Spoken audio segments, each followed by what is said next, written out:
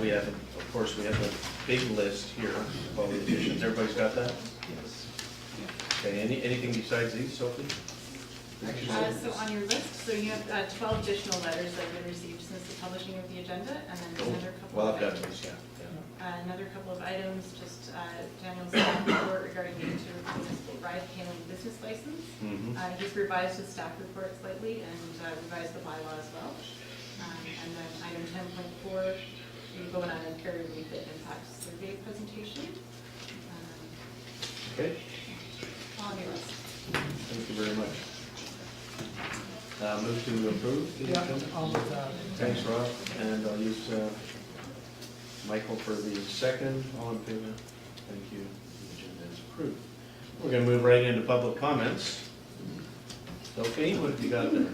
So first we have Matthew Harrison. Now, one thing that I would mention just before we start here, as we did ask you, as you saw on the sign-up sheet, to go opposed and approving of it.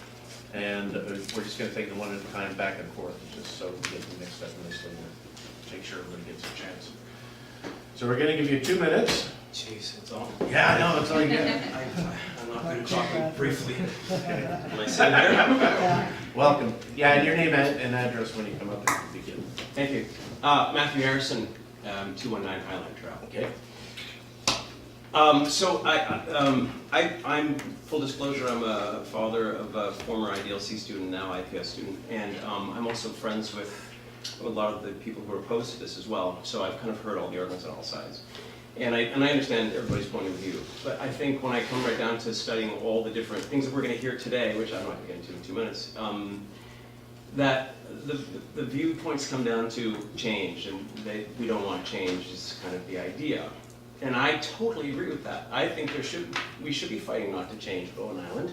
I think the big conversation on Bowen Island this summer with the ferry debacle of the small ferry and things like the fire department things, that you hear the conversation is that we want to maintain Bowen as what it is, which is a community, which is a collaborative, loving, integral place, a place where people stop on the road outside Snug Cove and have a conversation and block traffic, and we're okay with that. You know, the kind of place where we take care of our neighbors and we solve their walks and things.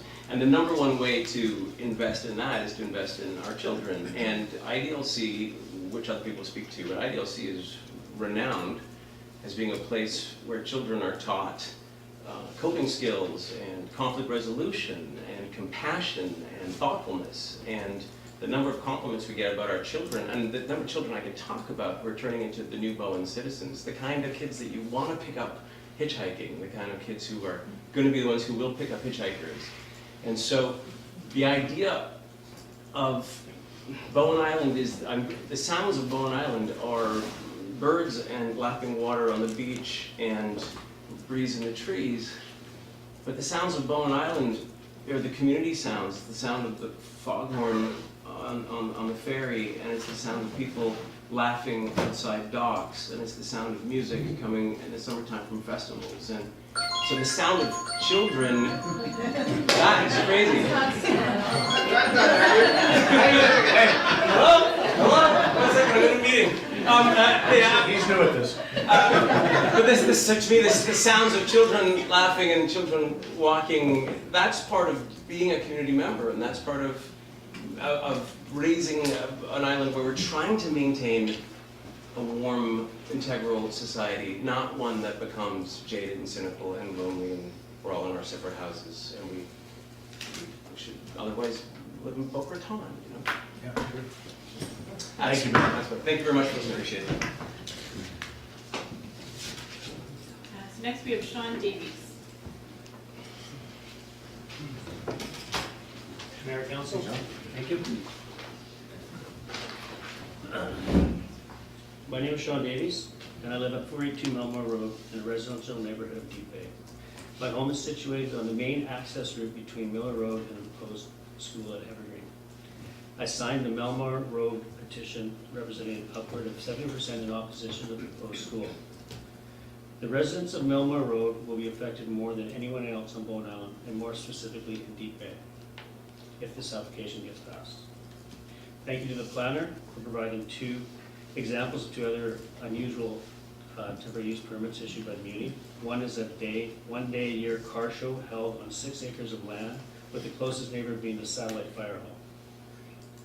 Is this a TUP or a special event license? And then there's the other one, a non-medical cannabis retail store at Village Square across from the Bowen Pub. I sit here feeling like I have to give my best closing argument to a jury, some of which have already made their minds. However, I don't. I stand here in front of the mayor and council, and I view you as a panel of judges. You're bound by municipal laws, regulation, bylaws, and follow the guidance of the Bowen Island Official Community Plan and the residents of Bowen Island. Therefore, legally, I shouldn't have to worry about regarding the disguised temporary use permit application by the proponent, because it should be struck down and officially presented as a rezoning application. It's a fast-track method. The outcome of this process could have huge implications for the Bowen Island municipal government and the Bowen Island residents. Thank you. Thanks, Sean.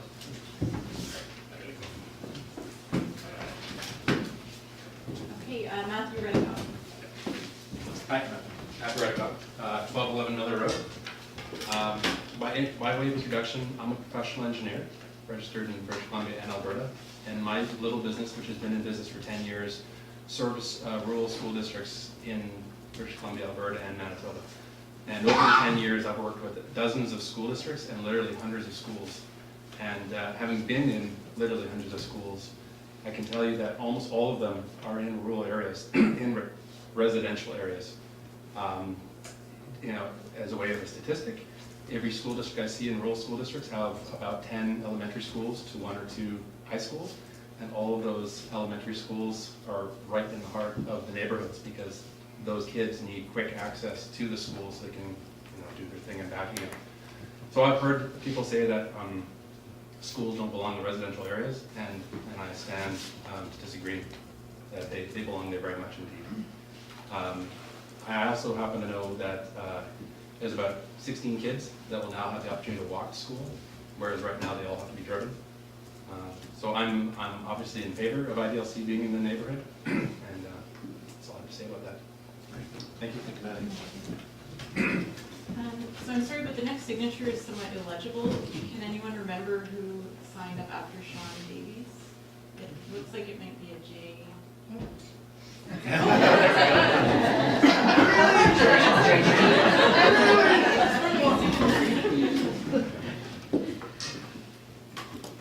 I wrote a letter and finally finished it late this afternoon, and I'm sorry that it was late being delivered, but it's been very, very difficult to listen to friends and neighbors who I know have children in the program, and friends and neighbors who are opposed to this application.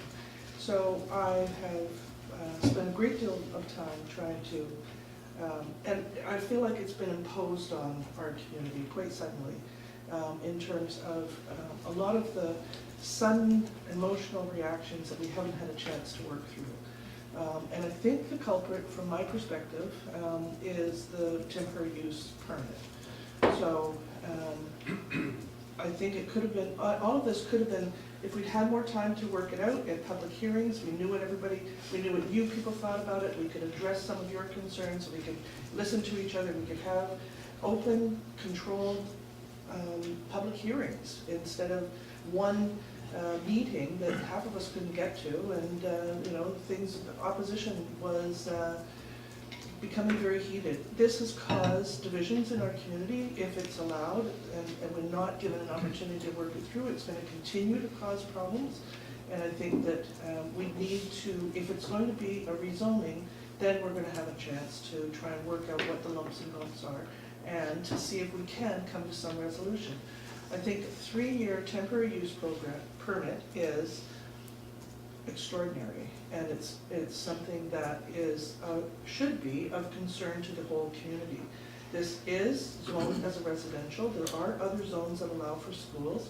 If this is going to be an institutional use that's allowed in a purely residential area, that may be ultimately what we all want. But it's something that has to be worked out because it doesn't exist at the current zoning. So It's a principle, and we need guidelines, and we need to have some way of working it out. This has been dropped onto us like a bomb, and it's gone off, and there's really serious reactions to it, and I think that is unfortunate for a residential community. The trick-or-treaters know they're magnets. This is an area where you can get the most candy because the houses are close together. They're tiny little lots. You can get the most bang for your buck. And it started off as, 30 kids in the best area of the island, and it's turned into 500 kids. So yeah, there's lots and lots and lots of good things going on in this community, this particular community. But this has been sudden and a shock, and something that we're having trouble dealing with. That is not a good start for any school. And there's nobody that is saying this is a lousy school and these are rotten kids and we don't want to have all of these. This isn't a drug rehabilitation center. We're talking about a fabulous program with wonderful people and great kids. We all know that, but it's a school, and that in a tight residential area is something that needs to be worked out in more detail than this 1 month that we've had. So I think you should at least defer it and give us a chance to hear what you have to say and respond to that. And I think you should give us an opportunity to have more public meetings where we can work this out if it's workable. And I think that the temporary use permit for an institutional use in a residential area is severely problematic and for the whole community, not just Deep Bay. Thanks. Thank you.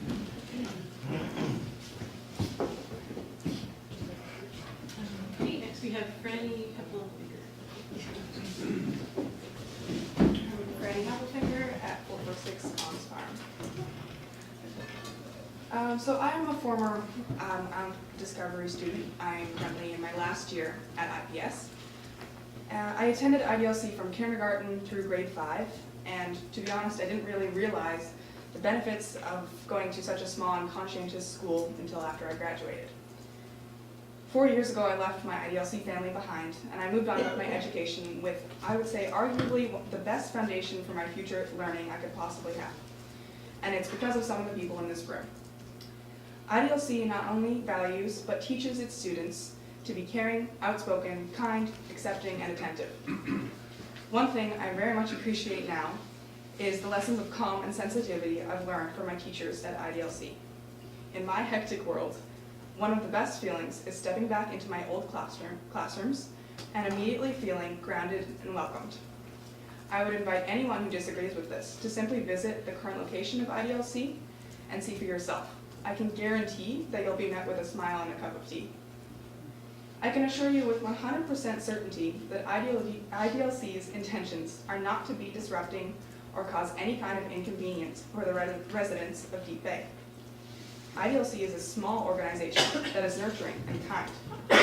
I would also like to mention that the concerns brought up by members of the communities have not only been heard, but sought out.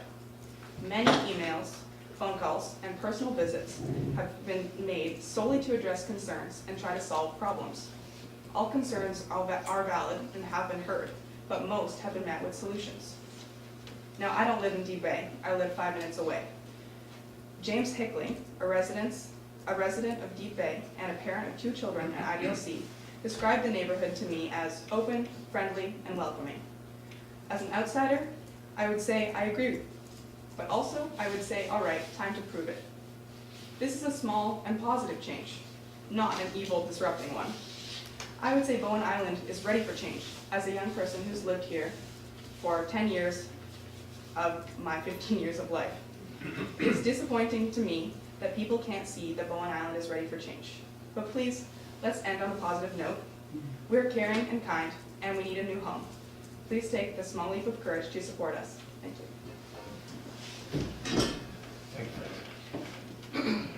Greg Bosworth. Yeah, I get to follow that. Good luck. Hi, I'm Greg Bosworth, 456 Melmore, and I won't be very long because I don't think there's much to be said that hasn't already been said in the voluminous amount of letters that I hope you've all read, and I started to read some today and ended up falling asleep, so I applaud you for.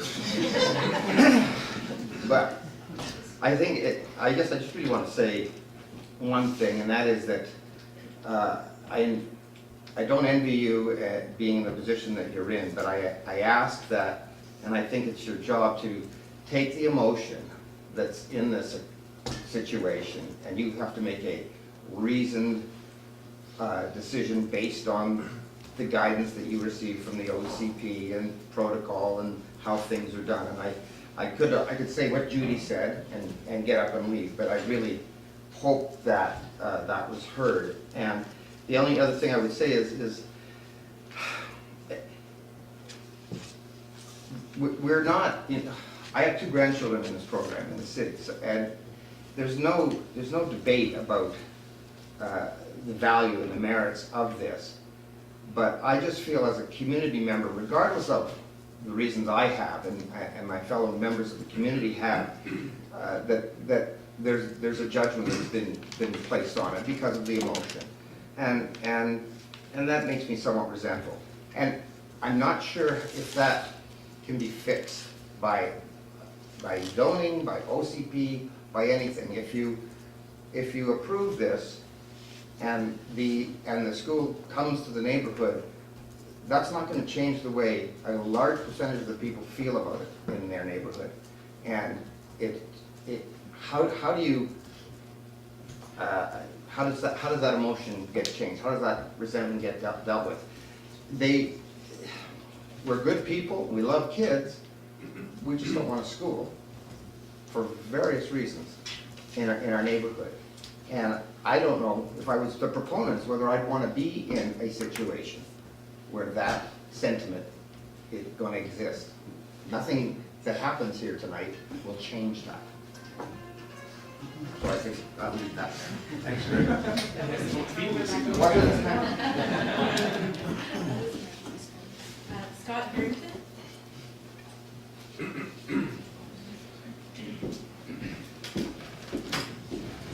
Scott. Good evening. Thank you for the opportunity. My name is Scott Herrington. I live at 1502 Eagle Cliff Road. I'm here as a lifelong educator. I'm the head of the Island Pacific School. And when I came to know about this meeting, I felt and was encouraged by other community members to come and speak. First off, I'd like to say that for the 3 years that I've been here, I've been just annually awed at the pipeline of kids that come from IDLC into my office. And I am so inspired by the model of learning that IDLC represents, and I think this community should be doing everything possible, and they are right now, to give consideration to a new home for this amazing institution. I think it's an incredible gift to the island. I think that we are stronger because of IDLC and the model that they offer our families and community members. Schools are not something to be feared, all right, nor are students. They should be welcomed and cherished. They are our future.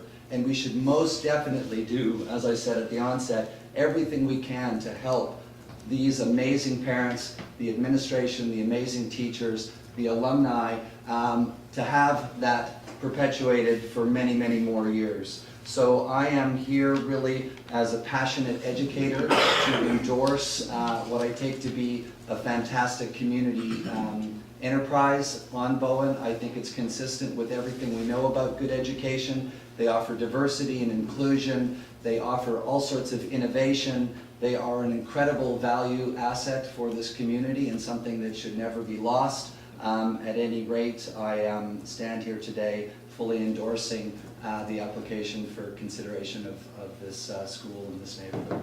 Thank you for your time. Thanks, Scott. Angie Bosworth.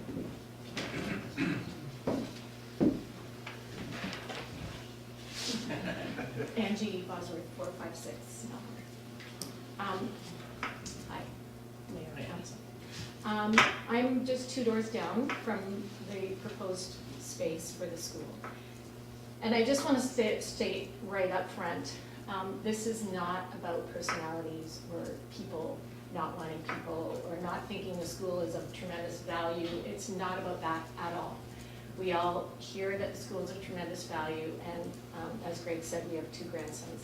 So it's really more about process, and it's more about the fact that we don't feel as a community that we were approached. That apparently it's been known for a long time that IDLC would be without a home, without a place to practice their schooling for a long time, and yet it only became apparent to us as a community very, very recently. And that the way that the process has happened has been, we feel, a little bit underhand and a little bit backdoor. And again, it's not about personalities, it's about principles. It's about where the facts lie. The fact is, we live in a residential area that is very quiet. It has nothing to do with, we don't want to see children. We see children all the time. We just feel that it's, or I'll speak for myself, I feel that it has not been a due process, that the idea of coming in as changing the land use is completely backdoor, that it really needs to be addressed as a rezoning issue. And to go through, as Judi said, that due process of hearing everybody out, hearing you guys, making sure that everybody is on board and has the correct information. So I just feel like we've been sort of bulldozed and painted with this idea that we don't want change. I'm all for change, trust me, I've lived here 25 years. When everybody was hugging trees about the new soccer field, I'm like, build that soccer field, that's fantastic. So I think I'm not adverse to change. I'm adverse to this process, and I think we need to be a little slower about it. Thank you. Thanks, Eddie. Leave-in.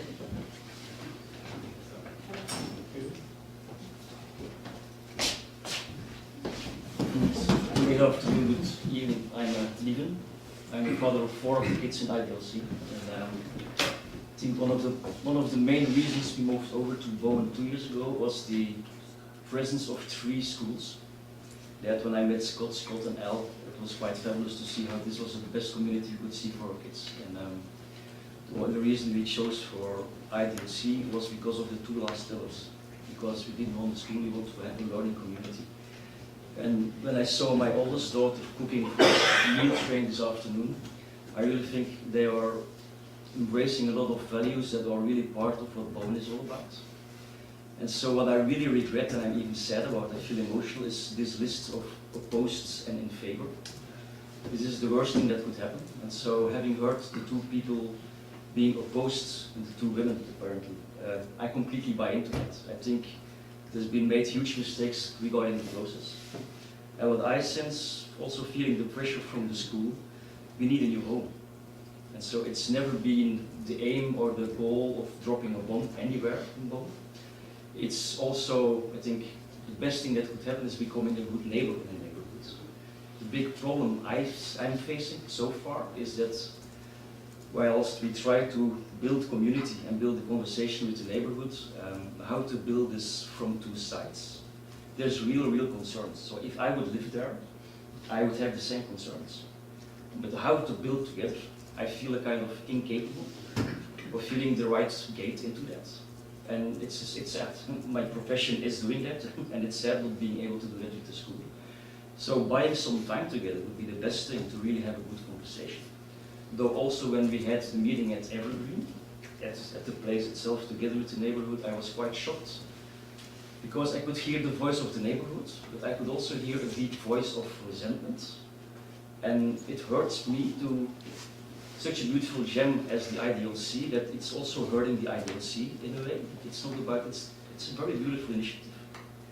And how could we have real dialogue with the neighborhood? That's what I'm aiming for. But there's a voice speaking from resistance and change, and you cannot speak with that voice. And so if that voice is the loudest voice that we can hear from the neighborhood, then we don't have to be there. But then please, council, help us with another place, because we need a home. But my deep, profound wish is it's one of the best places we could add value to a neighborhood. We could be a neighbor, but we need time to prove that. And I can say from my heart, there's no one I've ever met in the school, but not on the island, neither on the island, that would be in such a reason and not being in favor or against. I've never experienced in these 2 years in the school. And I don't want this to happen in the neighborhood too. So if we can change that, if we can have guidance from you in breaking that pattern through, it would be great. So that's my call to you, call for help. And I hope we can be a circle instead of now a line against each other. And then find how evergreen, because it needs a new buyer, it needs something new. So if we could be that new thing and add to the neighborhood as it was 100 years ago with a big hotel in front of it, it would be great if it could really be an engine for change in a positive way. So these are my words.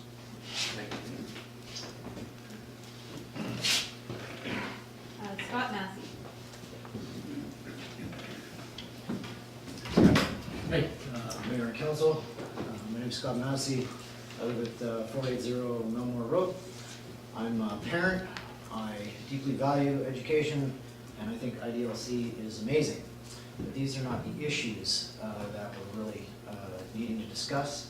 I believe that the process is flawed, and I think that is evidenced by all of us here. I feel that we have now got a situation we're pitting neighbors against neighbors and friends against friends. And I would ask that the process be followed in its proper course. And if at the end of that course, IDLC ends up at Evergreen Hall, I think that would be amazing. But I think as a community, we definitely need more time to discuss the issues and to get everybody's input and follow the process properly.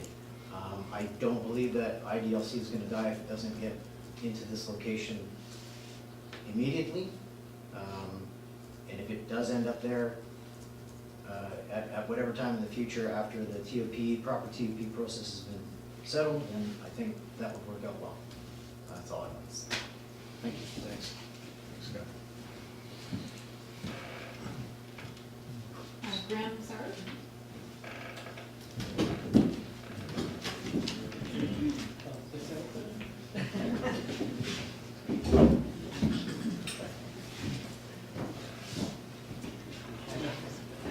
Hi, my name is Graham Saruk. I live at 1108 Lenora.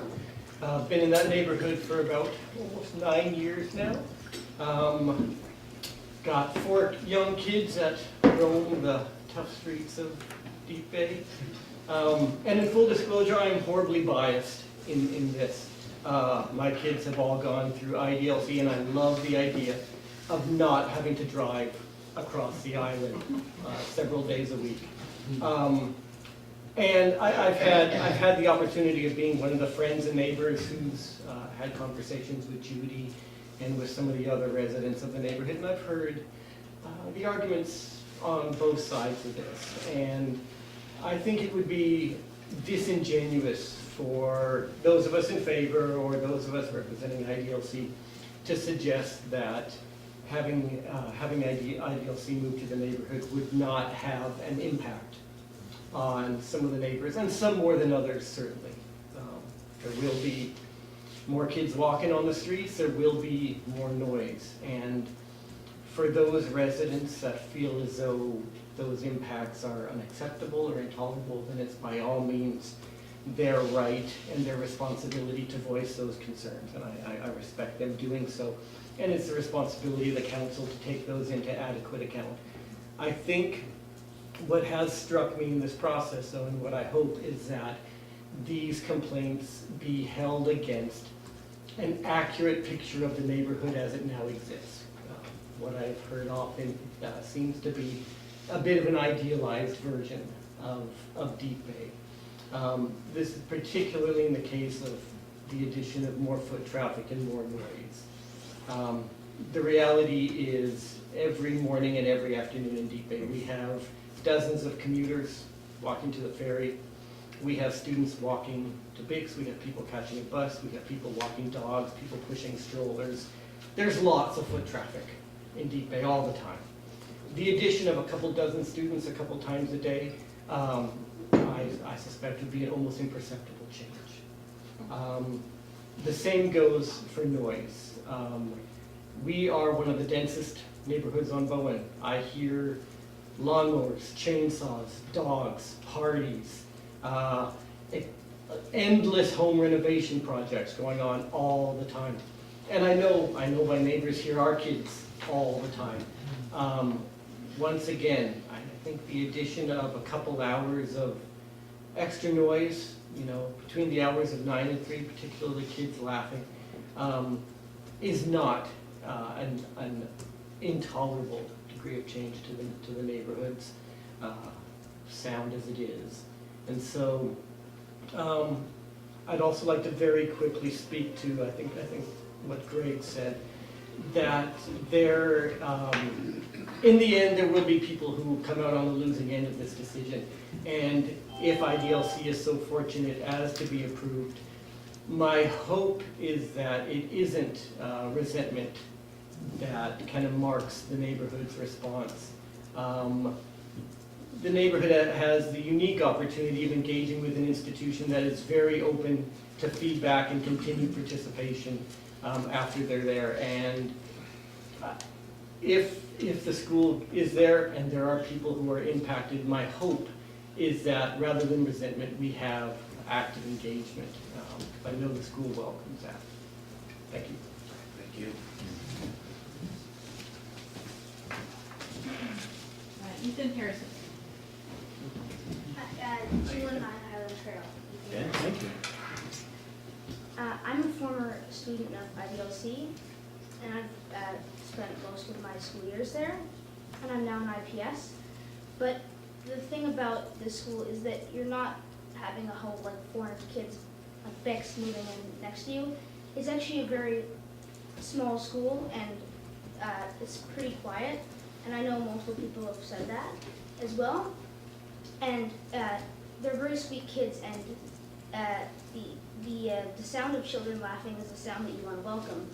And I think it's kind of a gift that the school, you get to have a school of sweet children moving in next to you. So think of it as kind of a gift, not as a thing that you should tolerate, because they are very sweet kids, and it's a pretty small and sweet school. So I think that's a good thing to know. Thank you. Thank you. And Nicole Rose. Hello everyone, thank you for having me. I'm Nicole Rose. I live at 1127 Lenora Road. We are here since 10 years, and I think a lot of things are already said, but what struck me most in this process is that how the whole neighborhood started to polarize more and more. It's like you are for it or you're against it, people going around collecting signatures.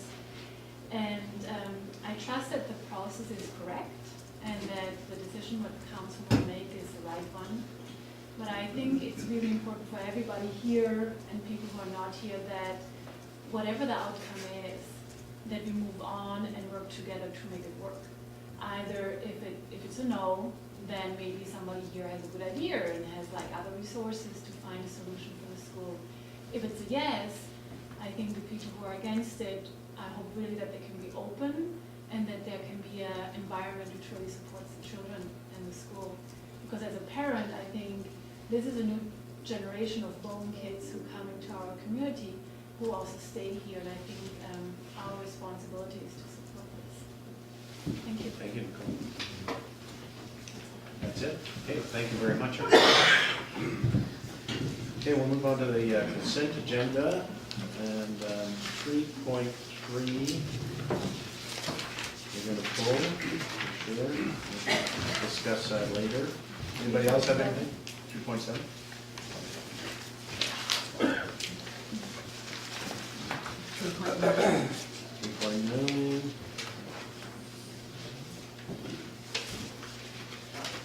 Okay, anybody else?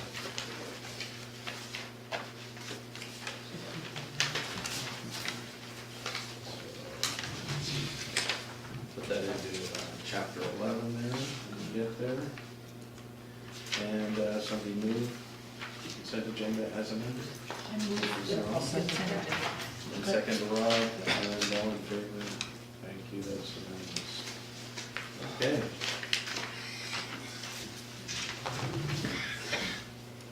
Delegations.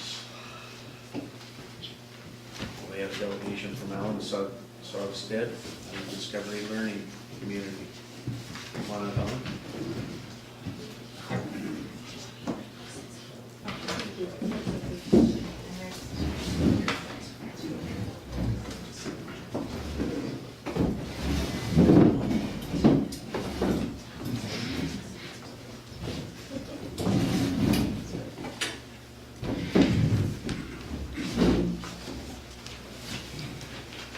Thank you, Council, for having us here.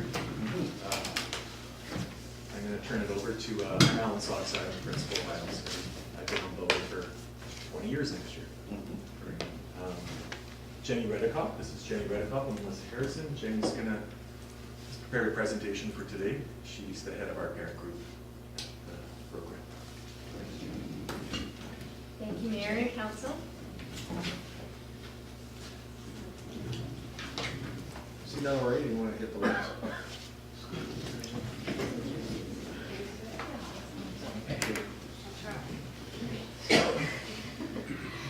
Yeah. So our program, Island Discovery Learning Community, we are a small, award-winning, innovative public school program that provides part-time, small group and individual home learning support. We are public. We've been on the island for about 17 years. And we've been at our current location since 2009. We've got 45 Bowen Island students from K to 12, and that represents about 7% of the island school-age population. We love to teach our kids in a home-like setting. And our central philosophy is around attachment, relationship, and connection. Our application.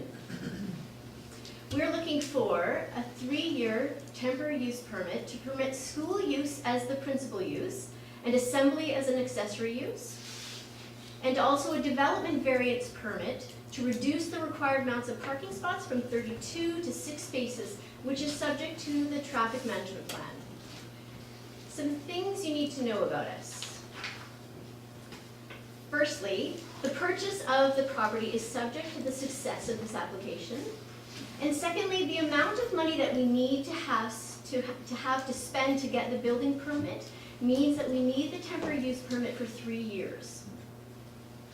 Why evergreen?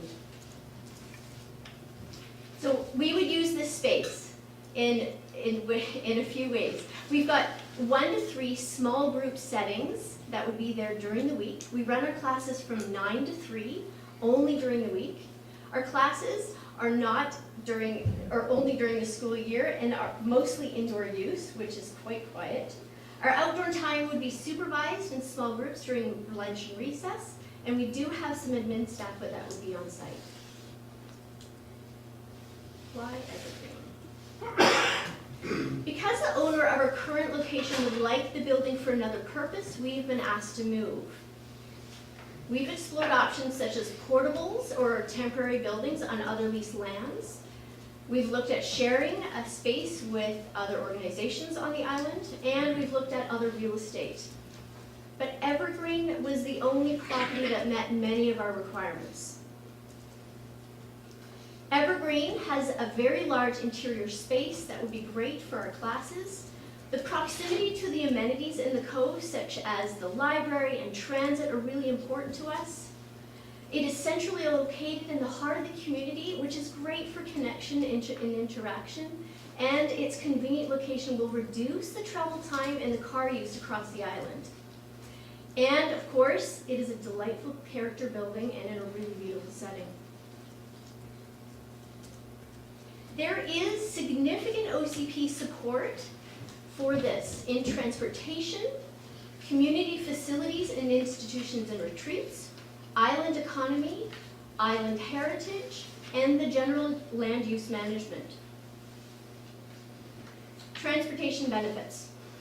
The OCP asked the municipality to work to reduce dependence on cars, increase safe active transportation, and ensure that school children are safely and conveniently transported to school. This proposal provides the following community benefits: low travel distance for the majority of our families, the opportunity to use transit and active transportation. Again, it would be close to the cove and the amenities. And with our traffic management plan, it addresses pedestrian safety, encourages active transportation, and discourages private vehicle use. Supporting community facilities. The OCP says that the municipality should really support locally based schools, educational facilities, and are encouraged And the municipality should consider rezoning of both rural and village areas to support opportunities within these sectors. As a community, IDLC has been running, like we said, for 17 years. We've got over 40 students. And again, we meet the needs of approximately 7% of our school-age children. IDLC also plays a vital role in providing an educational alternative on the island to meet the community's diverse needs. We're applying for this permit in order to continue to meet these needs. The economic benefits. The OCP says that the municipality should work towards a diverse economy, meeting the islanders' primary needs, fostering local employment while maintaining a scale, form, and character in keeping with the objectives of the OCP. IDLC's contribution on the island economy is quite diverse. It is sustainable and innovative, and it directly meets the needs of a significant number of island residents. We employ 9 full-time and part-time BC certified teachers and administrative staff. We add at least $570,000 annually to the island income. And we contribute to Bowen's economic diversity at a time when the municipality is really looking to build this diversity beyond tourism. The IDLC's 3-room schoolroom is a perfect scale, form, and character for our rural setting. Heritage benefits, excuse me. The OCP also says that the municipality should give consideration to modifying zoning regulations with respect to use for buildings deemed to be of heritage value. Evergreen Hall was built in 1941 during the heyday of the steamship era as a clubhouse and a dance hall. And although it has been much altered since then, it remains a key treasured island venue for community events and gatherings. Granting the TUP for our creative reuse maintains its heritage character along with keeping Evergreen somewhat community accessible. This is in keeping with the OCB's suggestion of modifying the zoning regulations with respect to use to accommodate this new purpose for this heritage building. General land use management. The OCP says the municipality should focus on existing developed areas and also maintain character, environmental integrity, and social diversity. Our proposal to repurpose an existing heritage building is consistent with the objectives to focus on developed areas rather than new developed areas. It is very usual to locate schools deep in residential areas to reduce the travel distance and to increase the accessibility for all students, including those without vehicles. We believe that our small group class are akin to the rural scale traditional 1-room schoolhouse. This enables us to repurpose an existing building rather than to build on a new development, and this supports environmental integrity. It also supports diverse educational options and also economic diversity. It is also worth noting that while Evergreen has been operated very consistently in the past, if run at its maximum potential and within its current zoning, the building could be a very busy operation and with considerable disturbance. If we can't adopt an existing building in a developed area, and Deep Bay does have the highest density on Bowen, where can we go? If that space is far from the cove, we will likely be generating more traffic and ecological disturbance into undeveloped areas. The more rural the area, the quieter the neighborhood. This logic leaves nowhere for the development of children's facilities, including playgrounds.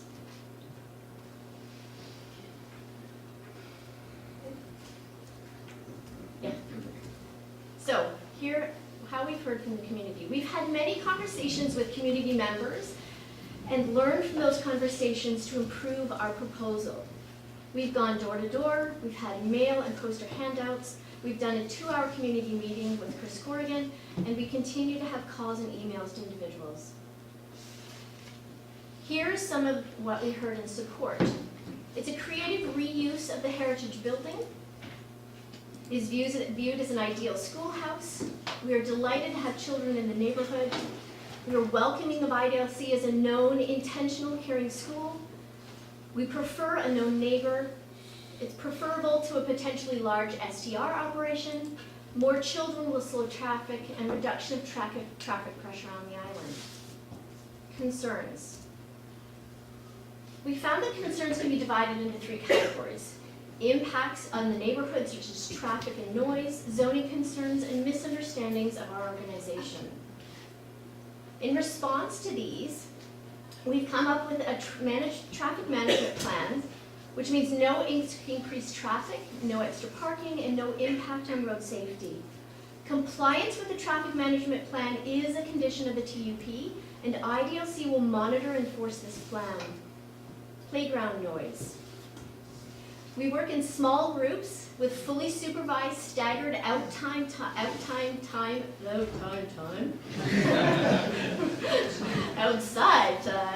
lunch and recess, with no evenings, weekends, stats, holidays, or summer. We are offering fence improvements, plant buffering, and appropriate yard design to minimize the impacts on the immediate neighbors. And of course, we will do ongoing changes to maintain and to minimize these impacts. Busyness. The current use of the building is a B&B and an events venue. This could also be a large STR for 120 days of the year, and Deep Bay is a bustling neighborhood during the day with many businesses. In response to the concerns about busyness, almost all of our arrivals will be, all the arrivals and departures are once per day. Again, we will not be there in the evenings, weekends, stats, holidays, or summer. And the students on site would actually be there for 11% of the year. Regarding zonings, it's particularly that schools should not be in neighborhoods. We know that it is best practice that schools be located in the heart of neighborhoods for greatest accessibility. We are exchanging one use, the use of tourist accommodation and events, for another, educational. This maximizes the access to our local amenities and allows us to be in the heart of the community. There is concern of future land use decisions for the neighborhood. There's a concern that if Evergreen is rezoned, the large waterfront lot in front will be rezoned intensively, potentially with high-density retail and or a hotel. Actually, it is unrelated to this TUP application. Based on misapprehension that IDLC is a commercial business, and the proximity of a school would likely argue against any commercial or intensive development.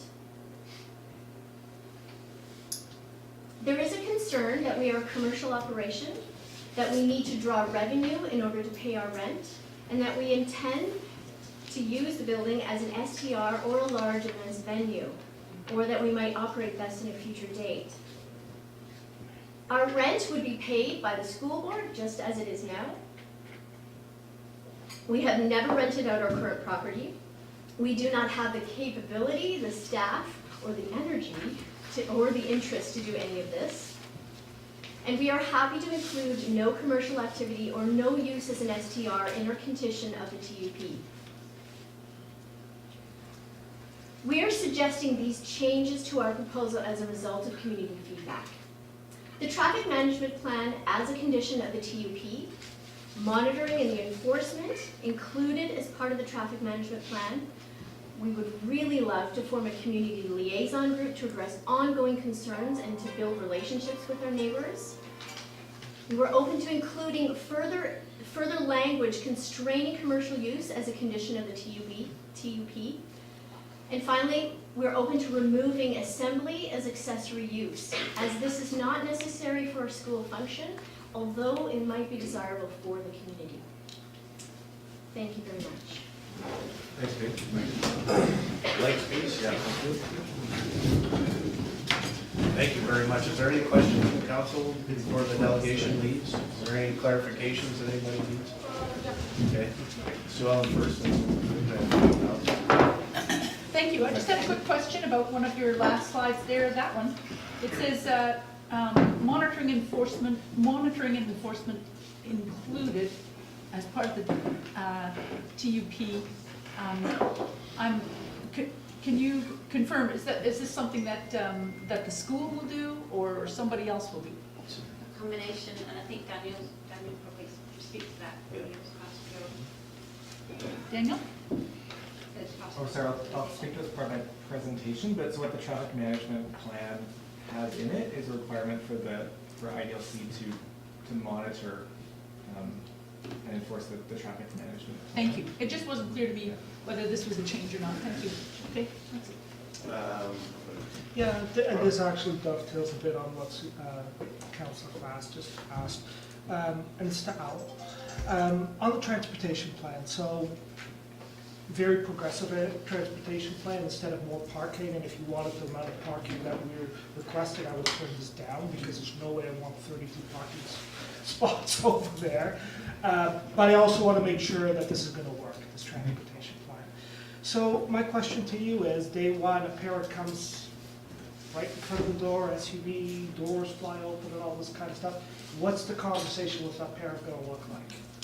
Well, I mean, right away it would be, you know, you've already signed an agreement. If you want to attend this center, you have to agree to the traffic management plan. And our existence in the neighborhood is jeopardized by you doing this. So, you just, you know, that we can make it a requirement that parents follow the plan, or they can't attend the school. They can still be in our program because they can learn at home. But if they want to attend classes at the center, they must adhere to the plan. Pretty simple.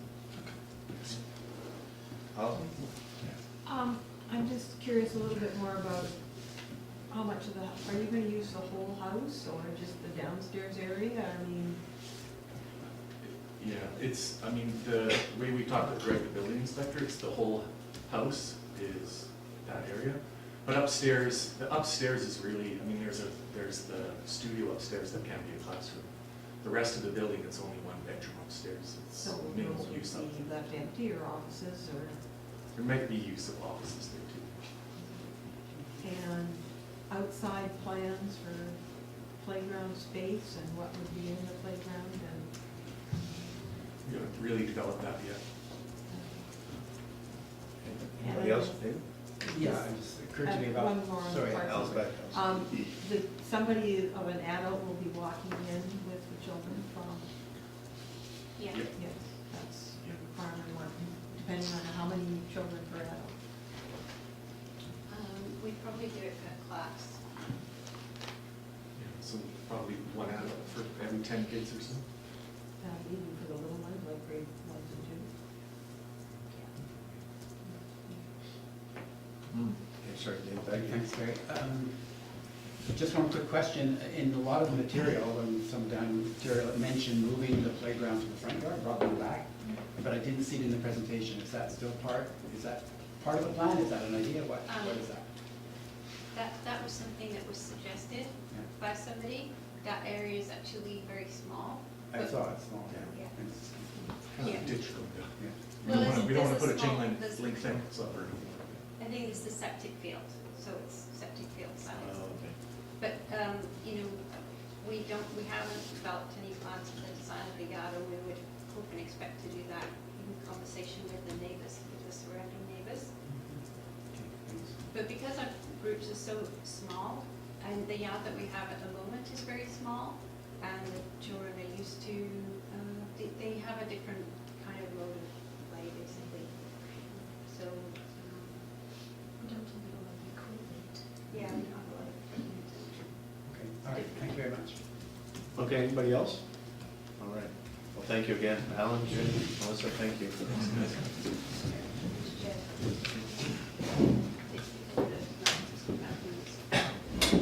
So, business arising from the minutes, temporary use permit, DVP 02-2020, development variance permit, DVP 03-2020, 464 Melmore. And then it'll go to Daniel. Thank you.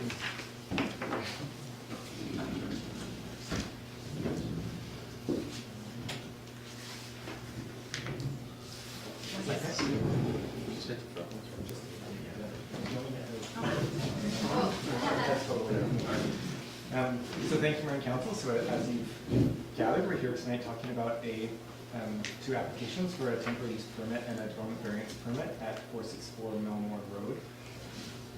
So the location is here in Deep Bay. So the Island Learning Discovery Community is a distributed learning program operated through the Callewaert School Board, currently operating at Cannon Point, and is seeking to relocate to Evergreen Hall at 464 Melmore Road. So the property is located here in Deep Bay. It's currently zoned settlement residential 2, so SR2, a common residential zone on Bowen. So the zone permits dwelling and domestic agriculture as principal uses and home occupation and accessory residential uses as accessory uses. So IDLC has applied to use the property as a school use, as a principal use on the property. They've also applied for a development variance permit to remove required parking on site, as you've heard tonight. So the requirement for 32 parking spaces to reduce to 6 parking spaces on the property. So in terms of temporary use permits, our official community plan has an objective and a policy for guiding council consideration of temporary use permits. So the objective says to give consideration to temporary land use permits for short-term or seasonal uses. And the policy says the municipality may consider issuing temporary land use permits, provided the use is short-term or seasonal and not create an unacceptable negative impact upon the natural environment or the character of the neighborhood. And it says permits shall be issued in accordance with the Local Government Act. So that's section 497 of the Local Government Act outlines a temporary use permit can be issued for up to 3 years and may be renewed one time. So in terms of the council background, these applications were introduced to council at the February 10th meeting, and at that meeting, council directed staff to give notice to neighbours to announce the consideration date of this tonight, the March 9th meeting, and directed the applicant to hold a public open house. So I'll go through some of the public comments. So following the February 10th meeting, staff placed a notice of the application in the undercurrent, mailed notice to the neighbours, initially to households within 100 meters of the property, and then we expanded the notice to all households in Deep Bay along Herrington Drive. The applicant held a neighbourhood meeting on February 22nd at Evergreen Hall in the neighbourhood, so approximately 35 to 40 people attended that meeting. I'm not going to read everything, but it's essentially from my report. So those in attendance included the parents and staff of IDLC and the neighbours of the Deep Bay community and municipal staff. The applicant shared information about the proposal and heard concerns from the neighbours. And so the concerns expressed, you've heard tonight as well, but so concerns about monitoring and enforcement of the conditions in the temporary use permit, about the scale and intent of assembly use and the school use in the temporary use permit, about the concerns about parking and traffic increases, and about location of the playground and noise impacts on the neighbours. So at the time of me writing this, so this afternoon, we've received 95 letters on the application. We've received 56 indicated support for the application and 32 opposed. And so note some letters did not either indicate support, opposed, or we received multiple letters from the same person. And of the 49 letters from Deep Bay, of those 19 households indicated support and 28 indicated opposed.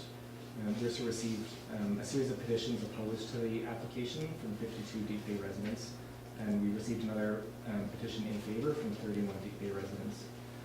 I put together a map of the letters that we received. This is of the 95 letters we received of the people who indicated their address in the letter. We've mapped it, so again, this is Evergreen Hall on here, those around. So we received some letters from people who said they're Deep Bay residents, but didn't leave an address, so they're not included on the overview. And this gets very small, so, but the common concerns we've heard again tonight, so concerns about the traffic, the parking, and the safety of children traveling to school, the proposal affecting the residential nature of the neighborhood, the potential impacts on property value, the uses are not temporary in nature, so the 3-year term is not viewed as temporary in nature, and the condition of the building or property. So the building's not suitable for a school, or a septic field cannot handle the demands of the school use. So based on the initial staff review and then the feedback received, staff have included conditions on the temporary use permit. So staff removed the assembly use as a permitted accessory use from the temporary use permit. We included conditions on the hours of operation. So this would mandate it only be operated from 8 to 5 on weekdays and then a summer break for the use through July and August. So in those times, the maximum occupancy of the building would be 6 people. The applicant has to preserve an option to have occasional meetings with parents in the evenings. So this is included in the temporary use permit, which says it may be 30 people for one time in the calendar month. But council may wish to amend the temporary use permit to remove this clause, and so there's a motion in the council report to remove that condition.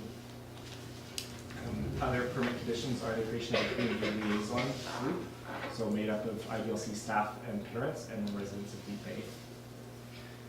We've placed a permit condition that would require IDLC to prepare a schedule of the number of people on site at the start of each school term to outline how they'll be maintaining that maximum occupancy of 30 people. And there's a permit condition that would prohibit the use of the property as a bed and breakfast use or as a residential guest accommodation should council rezone based on our short-term rental policy. But the condition would also prohibit this property from being used as a residential guest accommodation. So one potential permit condition explored by staff but not supported by the applicant was about the length of the permit. Staff had explored the option of issuing this for a single school year rather than a 3-year term. The applicant, as you've heard tonight, stated that prospective owner would not proceed with the purchase without the ability to enter into a 3-year lease. So, as I note in the report of council, would only be willing to issue the temporary use permit for a period of less than 3 years. Council should instead reject the temporary use permit. So, in terms of alternates for IDLC, so absent the temporary use permit, IDLC would either need to secure a new location or move to a completely distributed learning model. So there are a handful of zones on Bowen Island that permit the school use. Primarily these are properties either so where VIX is operated or a number of civic zones that are largely owned by the municipality. Other zones allow assembly use or uses similar to retreat center or social hall that maybe would be viewed as less of a change to move to a school use zone. So that the items in red essentially are where we allow school use. You can see in terms of VIX or where we are tonight, the land zone for the fire hall, the RCMP allows school use, or the library allows school use, or this site in Catesville where you see IPS in Catesville Chapel, or the Bowen Island property allows school use. Those are the only places on Bowen that allow that school use. And then a number of places allow, so these are, like so for example, the Legion and Collins Hall of the Catholic Church allow uses as social hall or community hall use. And some other places allow retreat center use. So Rimmerdale or Xenia, or there's a place at Counterpoint that allows retreat center use, which talks about use for educational purposes. So that may be viewed as a lesser change. So that the report goes through some alternatives for council in your consideration tonight. So they issue the temporary use permit and DDP with the amendments that staff have prepared for you in your agenda tonight. Council can issue the TUP and DDP without those amendments, so as you saw it at the February 10th council meeting. Council can defer consideration of these permits until a future council meeting, such as March 23rd meeting, or a future date from that. And staff would especially say to do this if you want to investigate concerns or options identified, or just to look for amendments to the permits proposed in the report. Or the option would be that council reject the temporary use permit and the DDP. Staff would not recommend approving one of the permits without the other. You're going to reject them both or approve them both.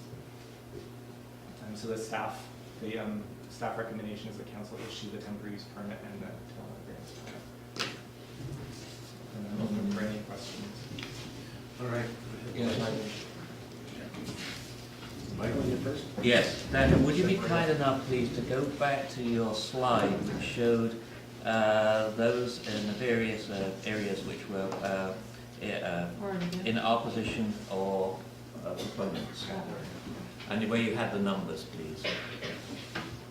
Okay, so from Deep Bay, 19 in support, 28 in opposition in Deep Bay. And as I see it, correct me if I'm wrong here, Deep Bay households, those are opposed to the petition. Those are the actual petitions they had.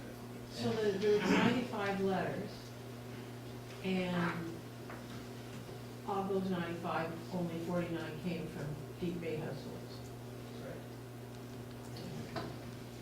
And So 2/3, 1/3, I guess, in Okay. And in Deep Bay, what you're saying is 19 supported and 28 indicated opposition. Yes, and Councillor Kell, just point out, the numbers are slightly different because the first number is of all the letters we received, and we just counted, we got a letter from person and we counted them all. And in Deep Bay, I split it by household, so in some cases we received multiple letters from different people within that household, so I was trying to indicate household as opposed to individuals, to try to find some way to do it. No, I think that's the best way. We're talking about households, so you don't get 4 letters from one household to skew the results. From each household, you got a letter for or against. Okay, thank you. David?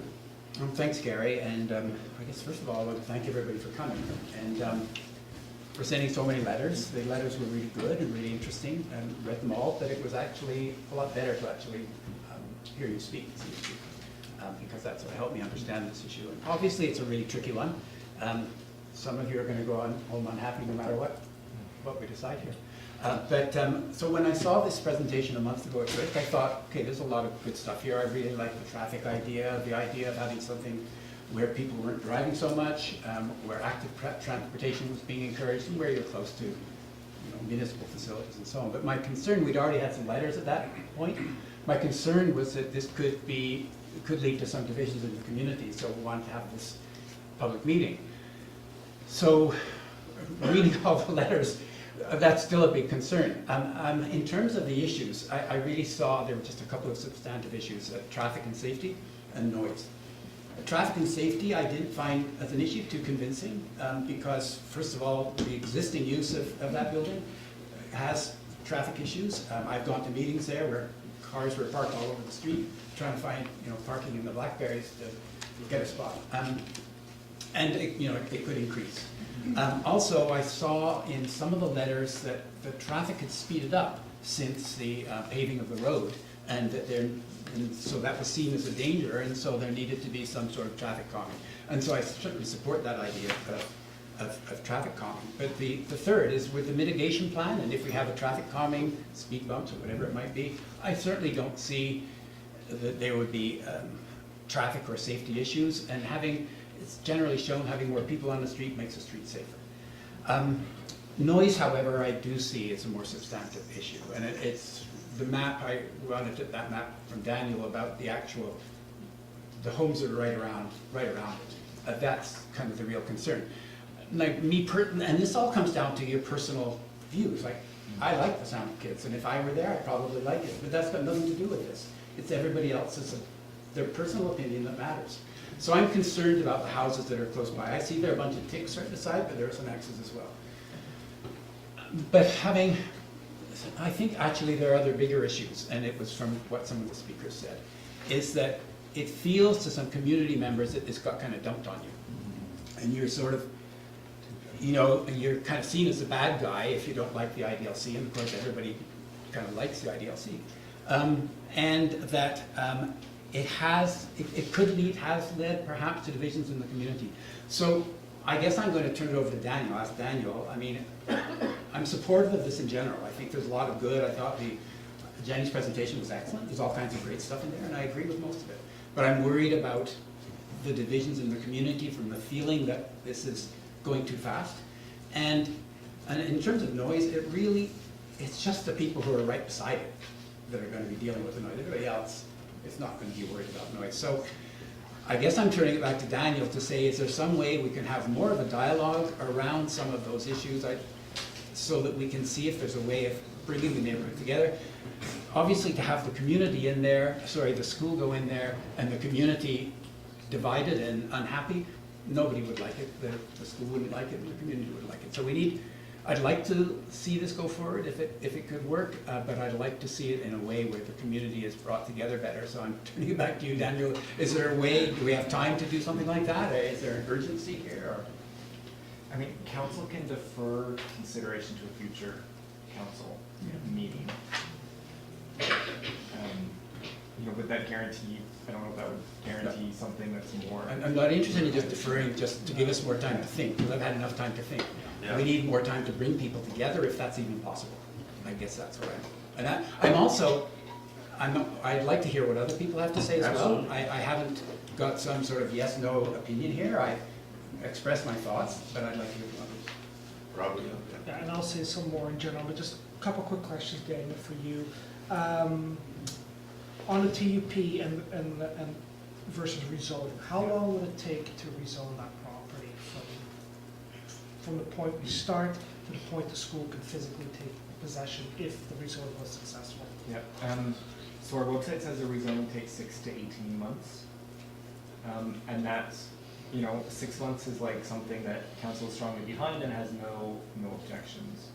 I mean, I think my sense is even for a rezoning for this property, that some of the same issues will come up. People who don't want a school use in the neighborhood when it's a temporary use permit, I don't think they're still not going to want a school use if it's zoned in there forever in their neighborhood.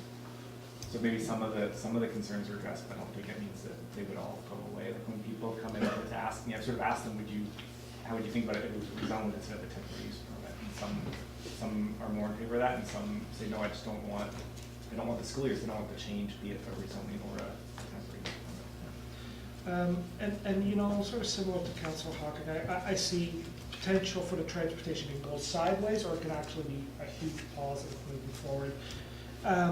Do we have enough teeth in this TUP to hold the school to the transportation plan? And if things didn't go well, how quickly can we pull the temporary use permit? And I think that, I view that as one of the strengths of the temporary use permit compared to a rezoning, is that one, you can specifically place conditions on the permit. So you say there's conditions straight on the permit, your land use is conditional on things that are listed in the permit, and you know that there's an expiry date of the permit, so that sort of the applicant is motivated to work with those conditions, as opposed to a rezoning where maybe we place conditions, but they do know that the zoning's in place forever, and it's sort of, will they outweigh us trying to enforce things on it?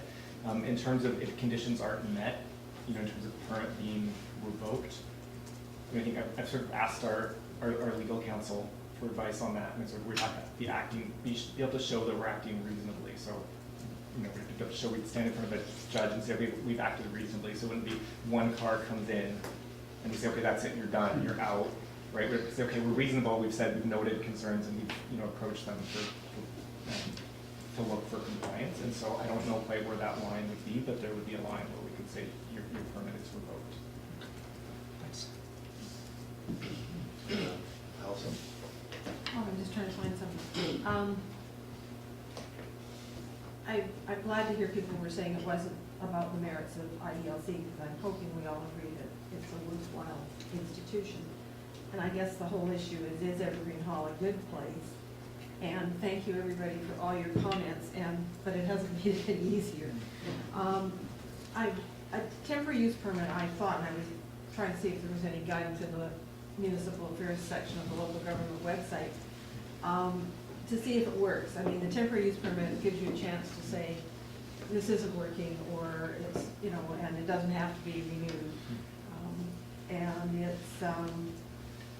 as Daniel says, we can pull it right away if the terms aren't being complied with, whereas if it's rezoning, then it's happened and it's done. A lot of the discussions reminded me a little bit about what we went through with the turf field, and everybody loves it, and it's one of the most well-used facilities on the island. So, and the other issue is the OCP language. The old OCP would have made it a lot simpler, because it used to say, look at the impact on the adjacent properties and the options. But what our new OCP says, it talks about the impact on the character of the neighborhood. And Evergreen Hall is going to stay there as a heritage building. And from the street and that sort of thing, the character of that building really isn't going to be any different. So, but the character of the backyard of the building to the people that are adjacent to it could be different. So that's sort of a hard one to balance. Now, Daniel, I'm looking at the temporary use permit that when I printed my package off this morning, I don't see the conditions in there about the B&B and the, do I have the wrong copy? About the, so wondering about, we don't have any traffic management plan. Does it have, parents must accompany the children? Is that in the traffic management plan when they're walking on the road?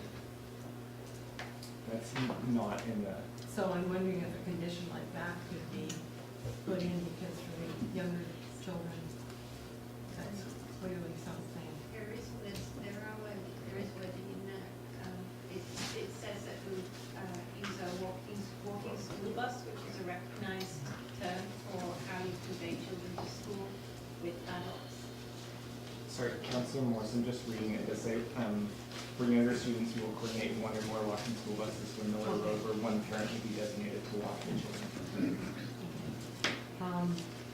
But I'm in the copy of the temporary use permit that I printed off this morning, and I just was looking to see if the online version was different. Yeah. I don't have all the terms about no short-term vacation rentals, communities. And I was wondering if we could, if we were to do this, if there could be a condition put in about hours outside in the playground, Yeah. or maximum number of, for every 10 children, there's got to be a supervisor or something, so that you don't have 30 kids with one parent trying to, or me running around after 30 of my grandchildren, my grandson would be an impossibility. So that was, okay, the one that's online is,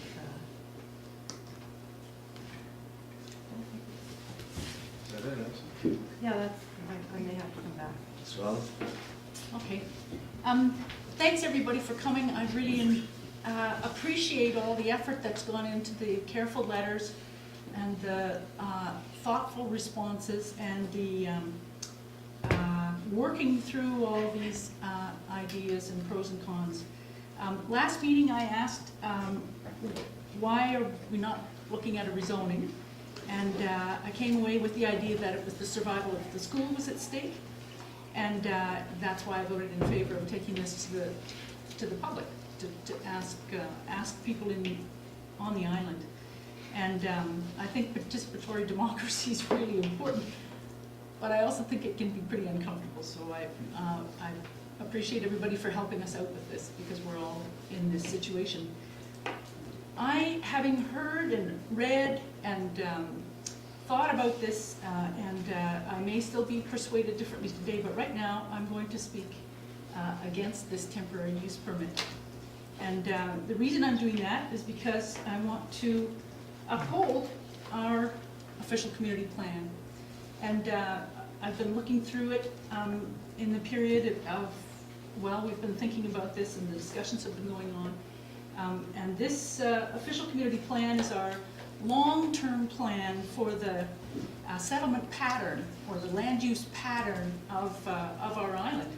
And this has been developed with input from people over generations. Right? This is our community constitution, if you wanted to think about it that way. And that includes over the long term, like a temporary use permit. Maybe a school would be wonderful there for a few years, maybe lots of years. Eventually, could it sell? What other kind of school might move in there? Anyway, the point is, people, the school is wonderful. I don't have any problems with the school. I've had wonderful, a little bit of work with the school over the past, probably last one was about 10 years ago. And, but I also think land use patterns should be thought of over the long term. And this is an established residential neighborhood. I look in the, back into what I remember about IDLC when it had different names before. Maybe it was different schools before, but I remember it being in living rooms. Maybe that was too long ago. Maybe that wasn't the same homeschooling group. I don't know. Collins Hall, forced classroom, and we've heard in Daniel's report about other places. And I'll try and go a little quicker. I just wanted to point out in the official community plan here, one of the 12 fundamental goals is to establish a land use pattern which places higher priority on environmental and social factors. But it's the pattern. That is what the official community plan is all about. Here's the temporary use permits. What are they for? To give, this is objective 98 that Daniel referred to give consideration for temporary use permits for short-term seasonal uses. And the policies underneath it refer to using them in short-term seasonal uses. Will not create an unacceptable negative impact on the natural environment or the character of a neighborhood. And that's policy 235. And policy 236 refers to barging in and loading gravel and things from the foreshore. That's an example of a temporary use permit, where such permits are eligible for issue. And then you've got the couple of examples that were presented earlier. There's one other thing through here, but it just refers to development approval information bylaw, which is not relevant.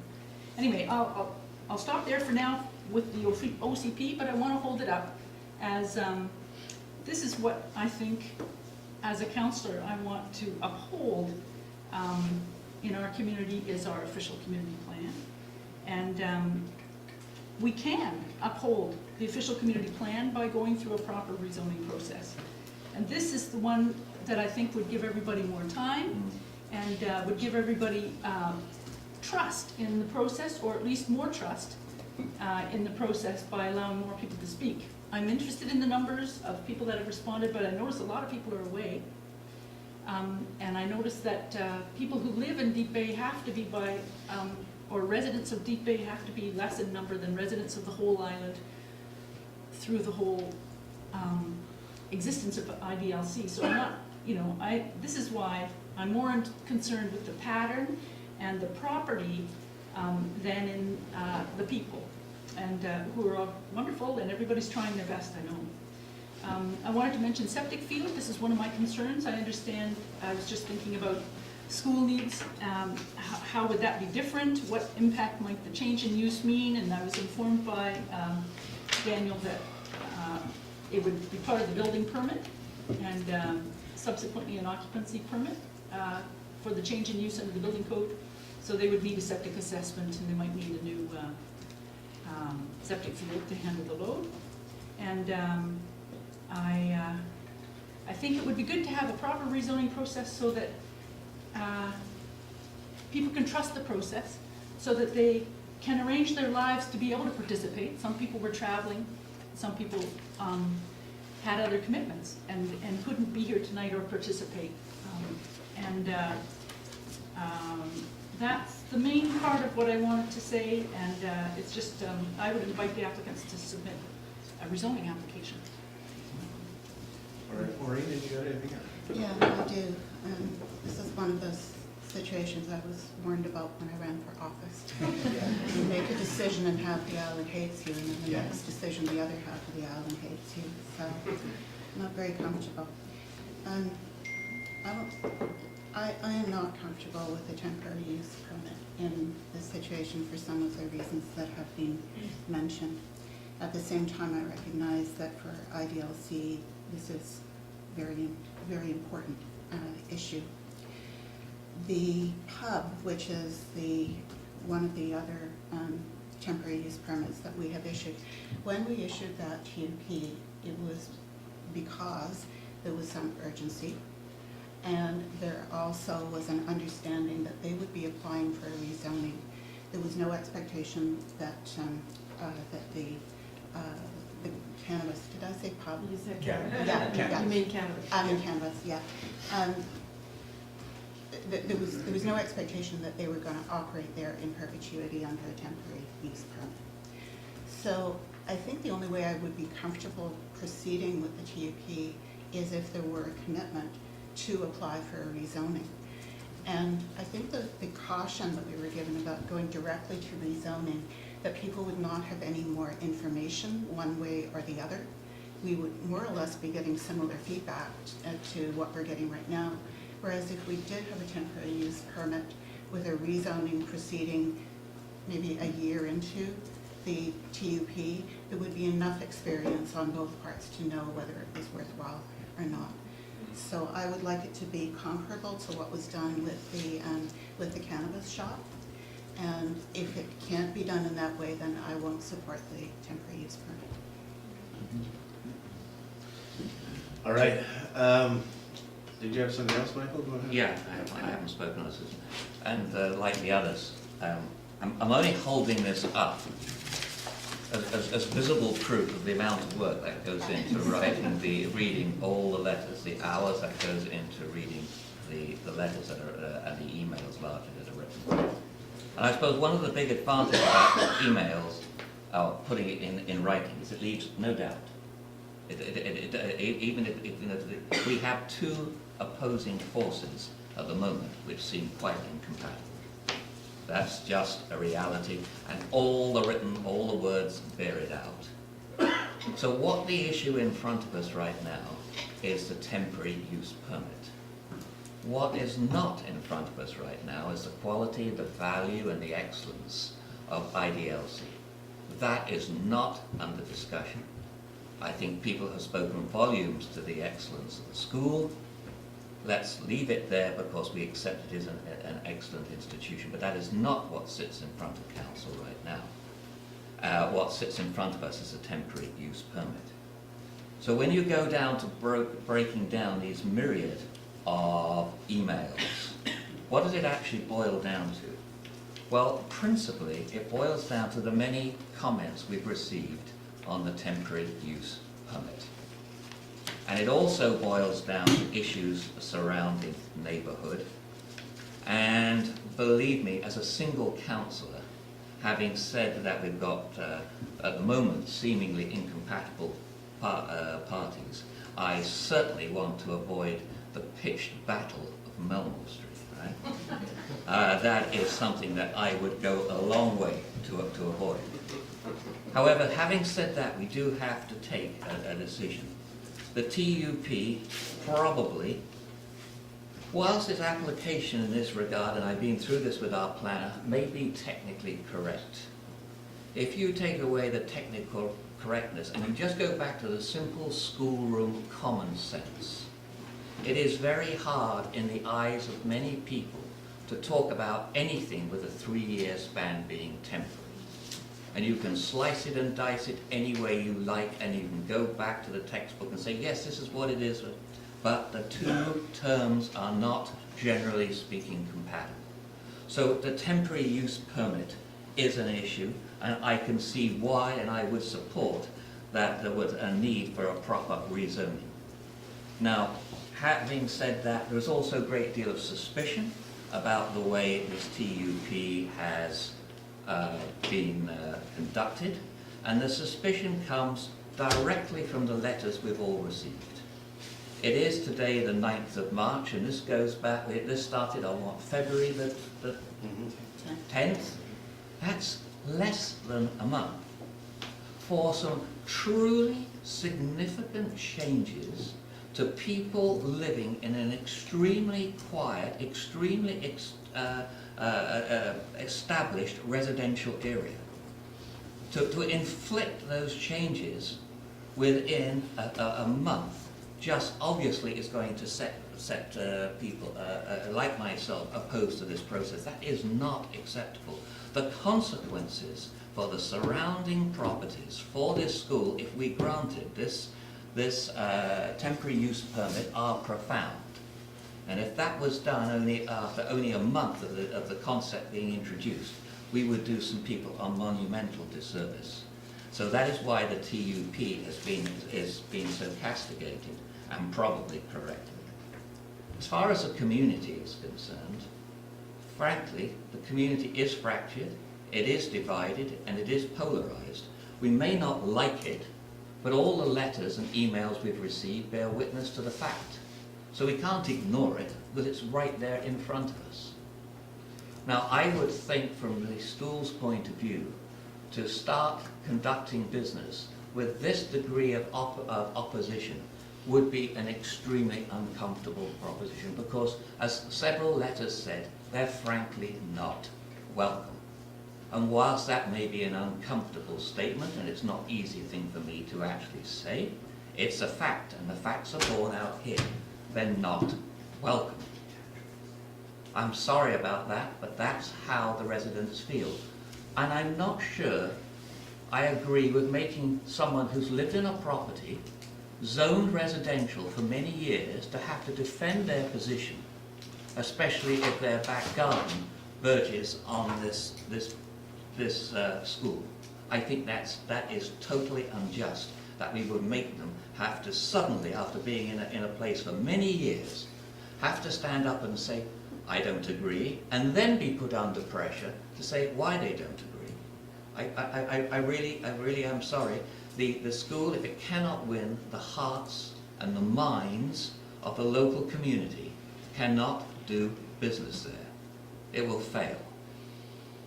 So it's a difficult situation, and I'm sorry it's come to this, but it's council's job to give a ruling, and we're giving a ruling on TUP. And I can't possibly support this TUP as it stands right now. If we had to go for an immediate rezoning, I think it would be destructive for the school. I don't think it serves the school well. It works against the school, and I'm really sorry about that. But as things stand right now, having gone through and combed through this correspondence relentlessly, I can't support this temporary use permit, because I do not want to see, whether we upzone or downzone, it ends up as a war zone. So, no to a temporary use permit. I'm just going to pipe in here.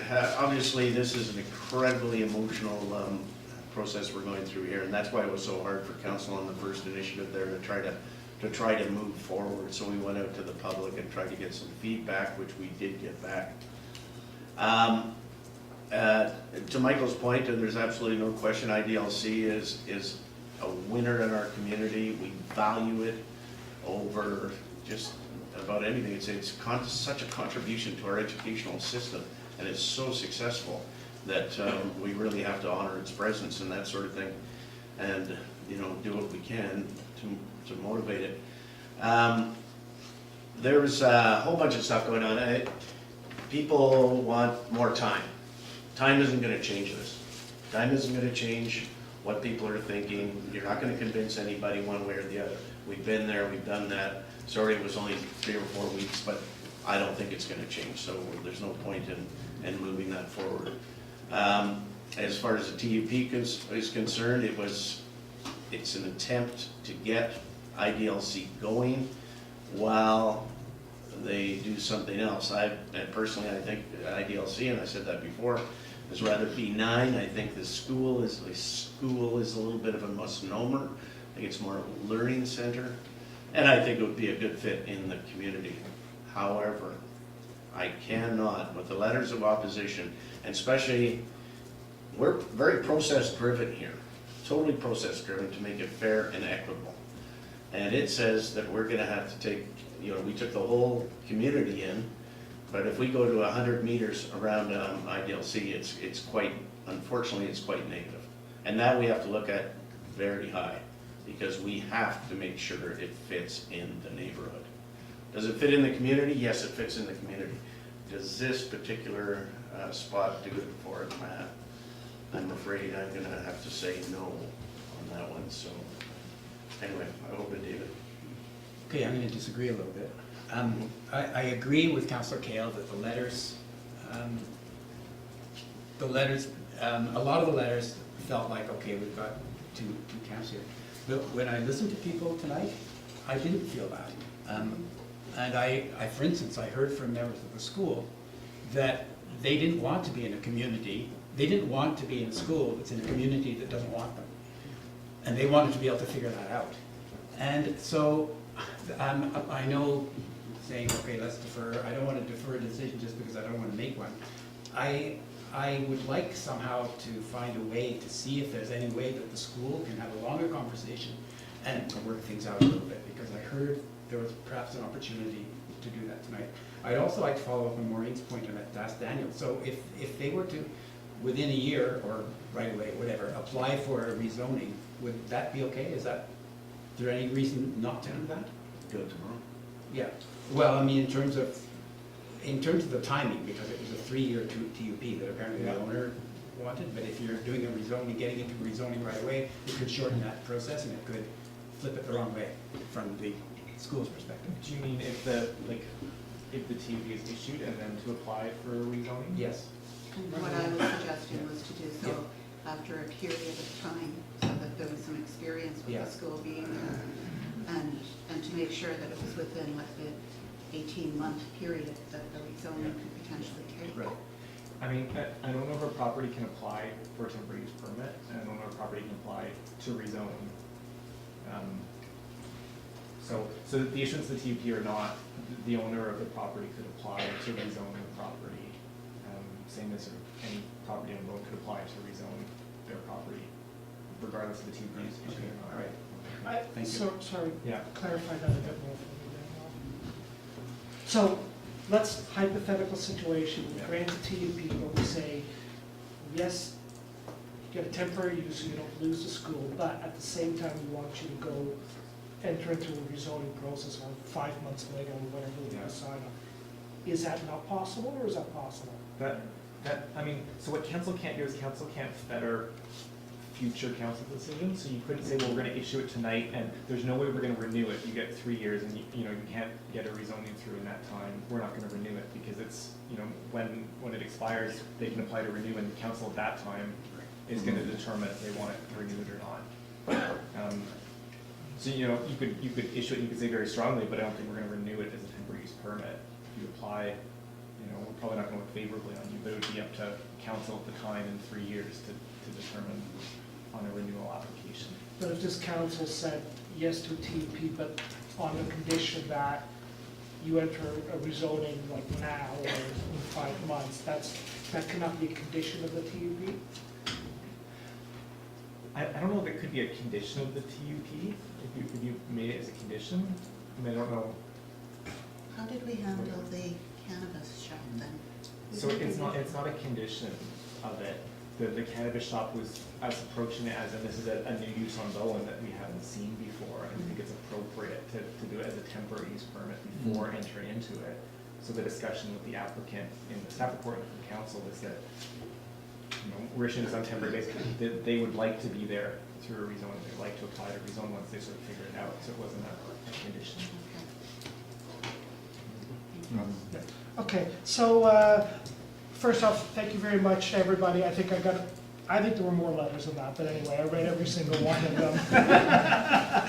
And so I really appreciate that, and I did call a bunch of you to chat with you on the phone. I did go to the site and walk around and all that.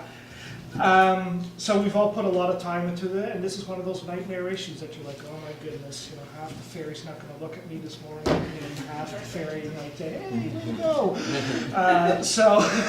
And I was actually a bit apprehensive about the sign-up sheet out front where it's sort of for and against, because right away, we're setting up a system where you're for, you're against, and let's battle it out at council. And I was hoping that that wouldn't happen. And I was pleasantly surprised. Hey, everybody was really cordial. I was like, way to go.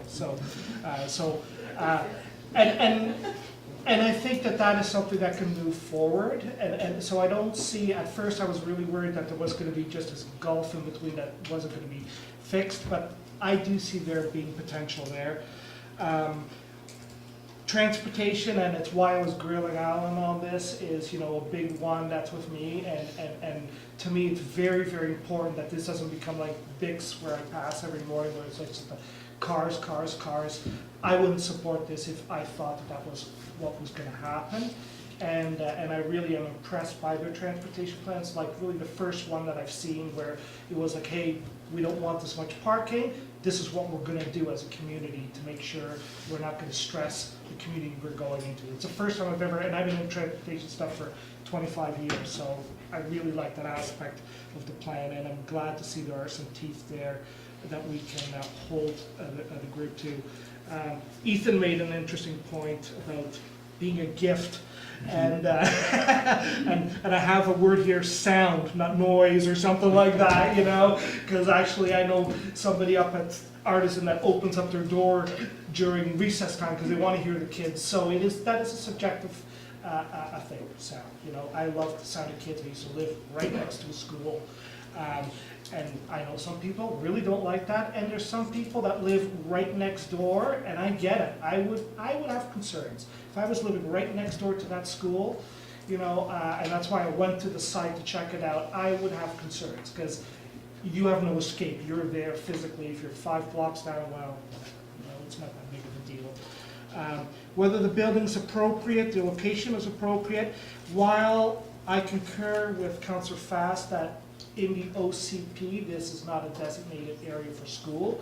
If you actually go through the OCP, the location it's in right now is actually more in contravention of the spirit of the OCP than this location. It cuts down on our transportation, in and out, all over the island. Kids can walk, they can be active going to school.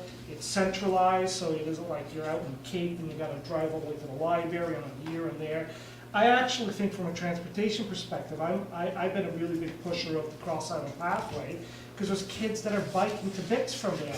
You get all these parents driving to the Cape, passing them, driving back, passing them, trying to catch a ferry speeding. I think we're probably putting more kids in total at risk by having it out there than this location. And I concur with Councillor Hawking that, you know, I am totally willing to put in more traffic calming there if that does become an issue. I don't think it will. But I used to be a Vancouver School Board trustee, and I used to manage the Safe Streets to School program for 110 schools. And the fact of the matter is, the more people you put on the road, the safer the safer it gets. You know, and you see that in the Netherlands, where they have a very different attitude towards street safety. And it's basically get as many people at Granville Island on the road, and you actually chill out everybody, because they know to expect things in here and there. But if it does become a problem with blind corners, maybe we do need to do a bit of traffic calming in that area, and I would completely support that. What am I missing here? Sorry. You know, really my biggest concern really is how the potential that this could have to divide the community. And, you know, there were some comments like nothing's going to change after this. You know, there was also comments, you know, the school hasn't won the hearts and minds of the community. Well, that's pretty hard to do if you can't even be there. And I do think the TUP will allow for a process where, hey, let's see how this goes. And if it doesn't go that way, it doesn't happen. The rezoning, once it's in, it's in. So how are we going to make a decision as a community? Is this going to work here when we have no blueprint to go after? And once we do that rezoning, we have no way to go back. It's finished. At least the TUP would allow for that to happen. The school may need to readjust the way they do things, and the community may say, hey, you know what, this isn't as bad. I used to have a halfway house right across my street for 10 years. I didn't even know about it. If you proposed a halfway house across my street, oh my God, the sky would fall, right? Everybody would be against it. So there's an example. Personally, I don't think it would be as bad.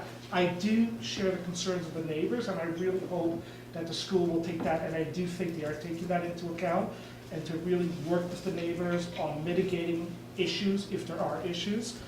And let's call a spade a spade. A 3-year TUP is not ideal, but potentially losing the school, not having the opportunity to see if it's going to work in this area, I think is a bigger loss. So I really like, you know, Councillor Nicholson's idea, and I was going to ask this before she brought it up, whether we can do this in conjunction. I think that's something that I would like to explore. But if that is not possible, and the only out is a 3-year TUP, while I don't think it's appropriate, I will support that, because I think the greater good, when you weigh them all out together, it would be a shame to see IDLC leave the island and not be supported by the community. Thanks. Alison.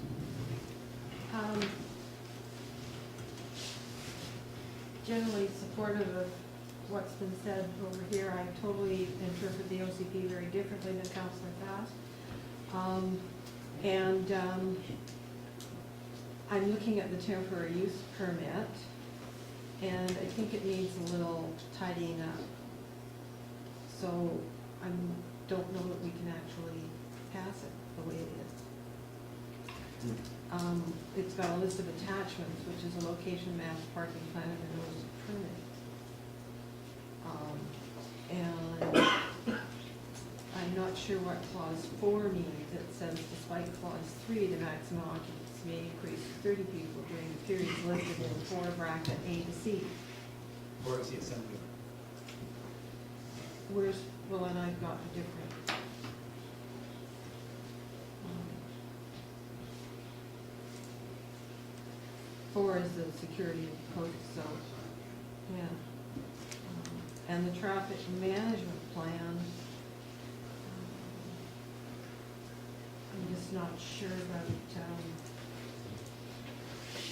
in number 7 in the terms. At the start of every school semester, submit a schedule outlining the days the schools in session. I don't know why that would not be distributed to the immediately adjacent properties as well. And the community, the applicant forms a community liaison group consisting of up to 3 residents of Deep Bay. Who picks those residents? I think that would be very crucial that the Deep Bay people maybe pick them rather than the applicant. So, I know they're detailed, but if he's asking us to approve the TUP, it's done. So, that's the Word document you sent me that I'm reading off of. And I don't know if everybody else has it in their package, because I couldn't find it. No, so when Sophie and I were just looking, we were looking at the TUP in the agenda package is the one from the previous meeting. Yeah. So what I was sending to Sophie was a motion essentially to include the conditions that are in the TUP. So to amend at this meeting with those conditions that I talked about in the presentation. Okay. But then I bet I added a couple, so that's why I wanted to see it, so I wanted to look at adding, because I'm assuming, do you want students to be there during the summer, when the days when there's only 6 people? Or should that just be, no, so, like you, the clause 4, maximum occupancy may, 30 people during periods listed in 4A to C, and I don't know what those periods are, and then further on you're allowing 6 people during the following periods, no greater than 6 people, between the hours of 12 a.m. and 8 a.m., 5 and 12, and during the months of July and August, Saturdays, Sundays, and holidays. But I don't know that you would want any of those to be children who might be outside playing and whatever, and they're expecting quiet time, so.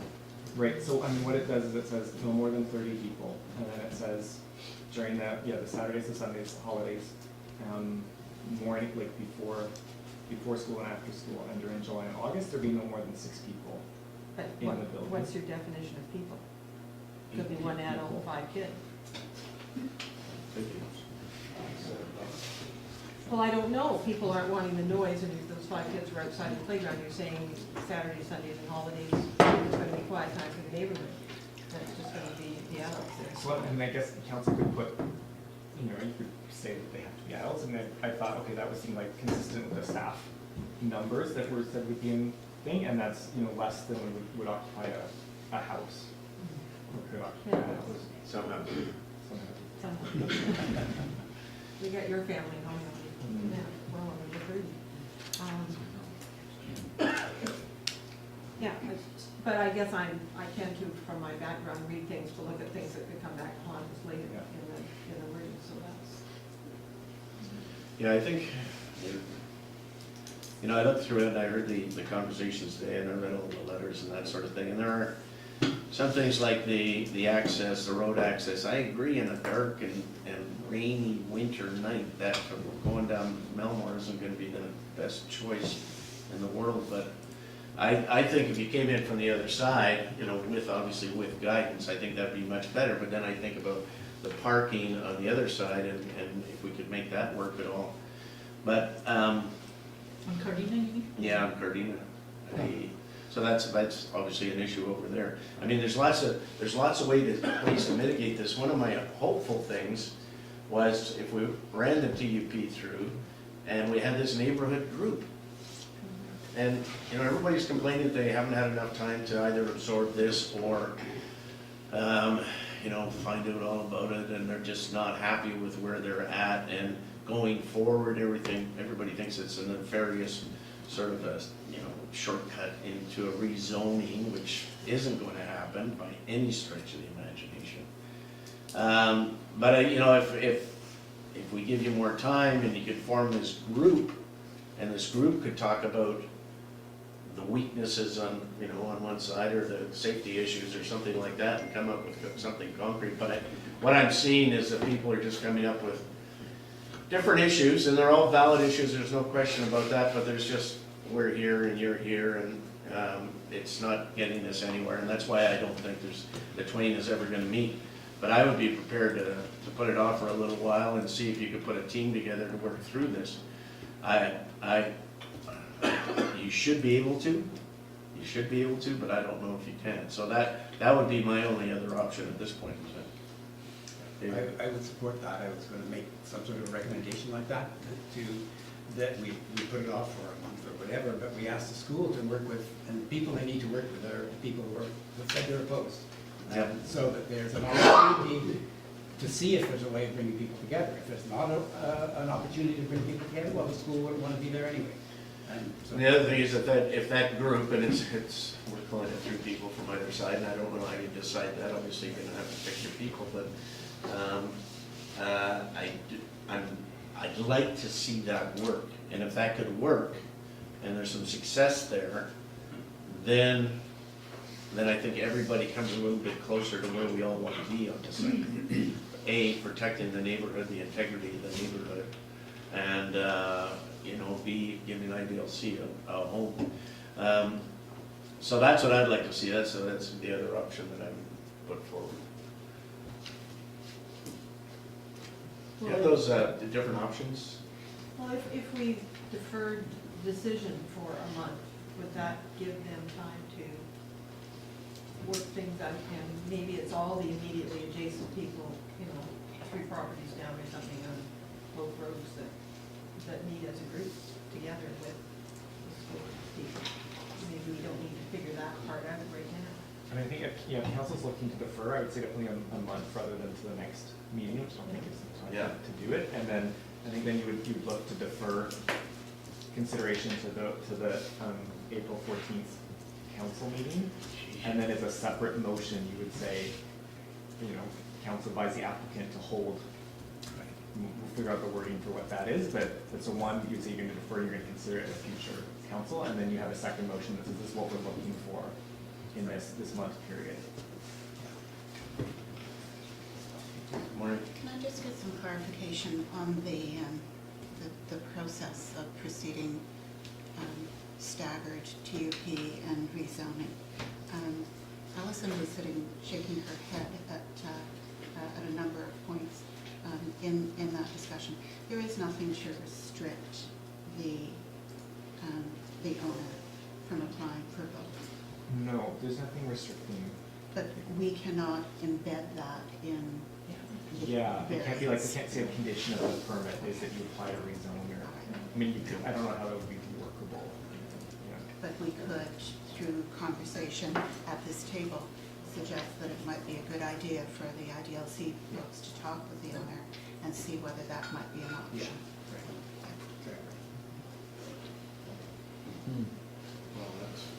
So to move forward, I suggest, I'm going to recommend what is it? Move to defer this I'm going to move to defer consideration, and then we'll come up with a second motion. So that alternative says till March 23rd, Yeah. but I would recommend instead the April 14th Yeah. council meeting. I think it'll certainly give people time, if they think they haven't had enough time to get this all figured out, we'll give them time to figure it out. I don't think there's gonna be a huge amount of change. And also, if we can form this community group, because this is the one that's gonna go forward and set the rules and Do we have to regs. decide how they're gonna do the consultation No. when that No. comes down? I don't think No. so. Because it might be better. No, I'm just saying it's gonna be a separate motion, and I think they should get together and try to see if they cannot form a coalition, or at least a group of people that can address the problems that they think are gonna come up. Yeah. So in a way, we're doing what we said we weren't going to do, which is putz this down the road. Yeah. And that's what we're doing. I also, I mean, I see the stress this has caused, and, you know, I'm hearing there won't be a huge amount of change. Well, do we want to go through another month of sort of doing this within the community? No, So that's- absolutely not. No, well, I mean, that's where we're going, so if that's what we're gonna vote on. So Okay, that- so, No. Okay, but I mean, hearing the absolutely not makes me change my mind. Yeah, thank you, thank Can I you. say something to that also? Because not really. Okay. No, it just opens up a whole. Yeah, it's another debate. I'm sorry. Yeah. Well, did you make the motion to defer? So my question, my And I'll question, second it. well, my question to No. Daniel, well, I wasn't done yet, so my question to Daniel was on Councillor Nicholson's point. The developer, so the developer could come back theoretically within a couple of weeks and say, oh, we want a TUP and we want to also at the same time do a rezoning. Is that correct? Yeah, and I have to think about how it would work in terms of them both applications going at the same time. Seems like stranger versus, you know, they've been operating for a semester or a year. It seems that's cleaner in terms of them, the zoning, because then people have actually seen it. In terms of Yeah. having both going at the same time, it doesn't seem very helpful. No, I agree. Well, but, yeah, and if you just do a straight on rezoning, well, school could fall and we will have nothing to go on. At least we'll have an ongoing TP that we can draw on as we go through the rezoning. So that would be my, Yeah, it seems very clear that everyone would like to have the wisdom of Solomon here. But even listening to the audience, which perhaps we shouldn't, this delaying things, what delaying things does for a month is actually just make the tensions worse, not better. Then you can vote against the motion to defer. I thought I heard Councillor Haynes when he heard this saying, oh, wait a second, I see this.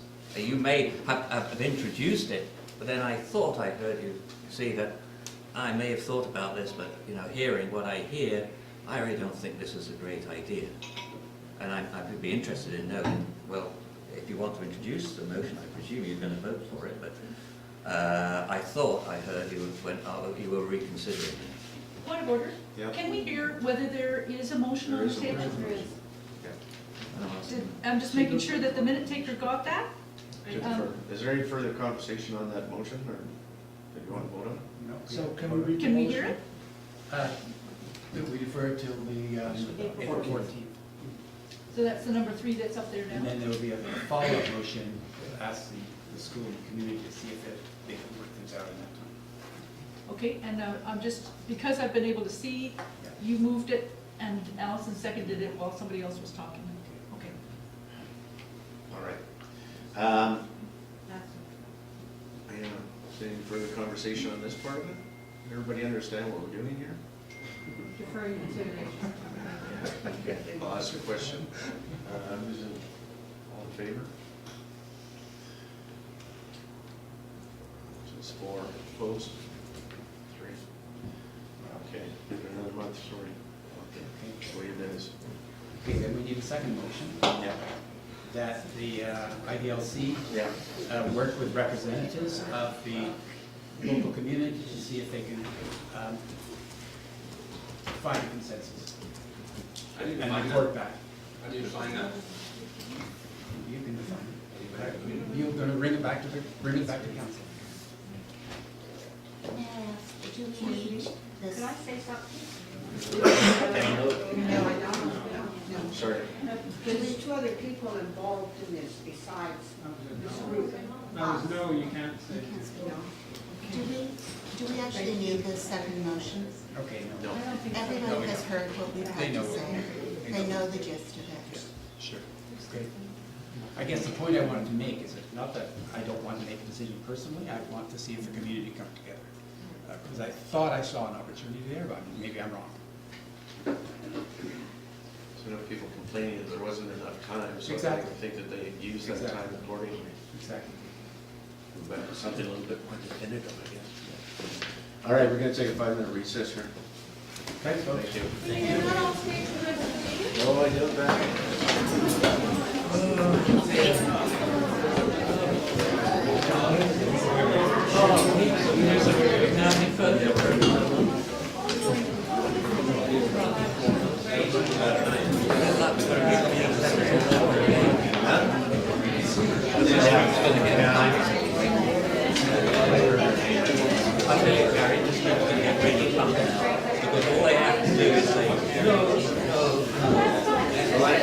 is no agreement, and if there is no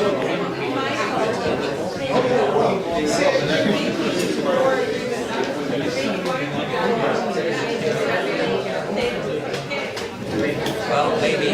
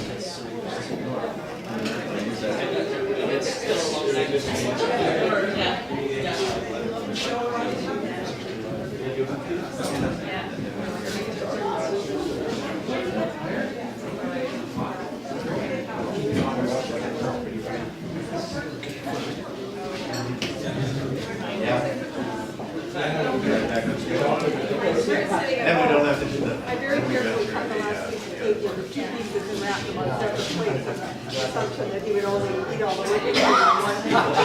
And I just ice cream.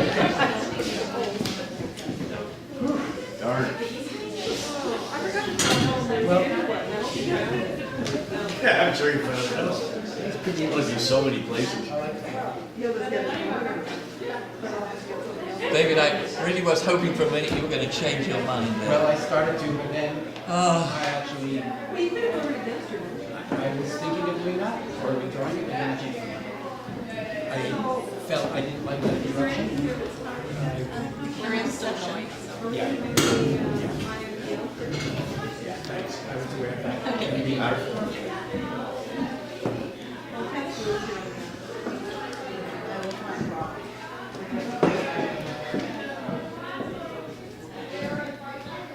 okay, what's next? Yeah, that's the next one. I'm just thinking of someone. That's the word, it's the hot there. Yeah.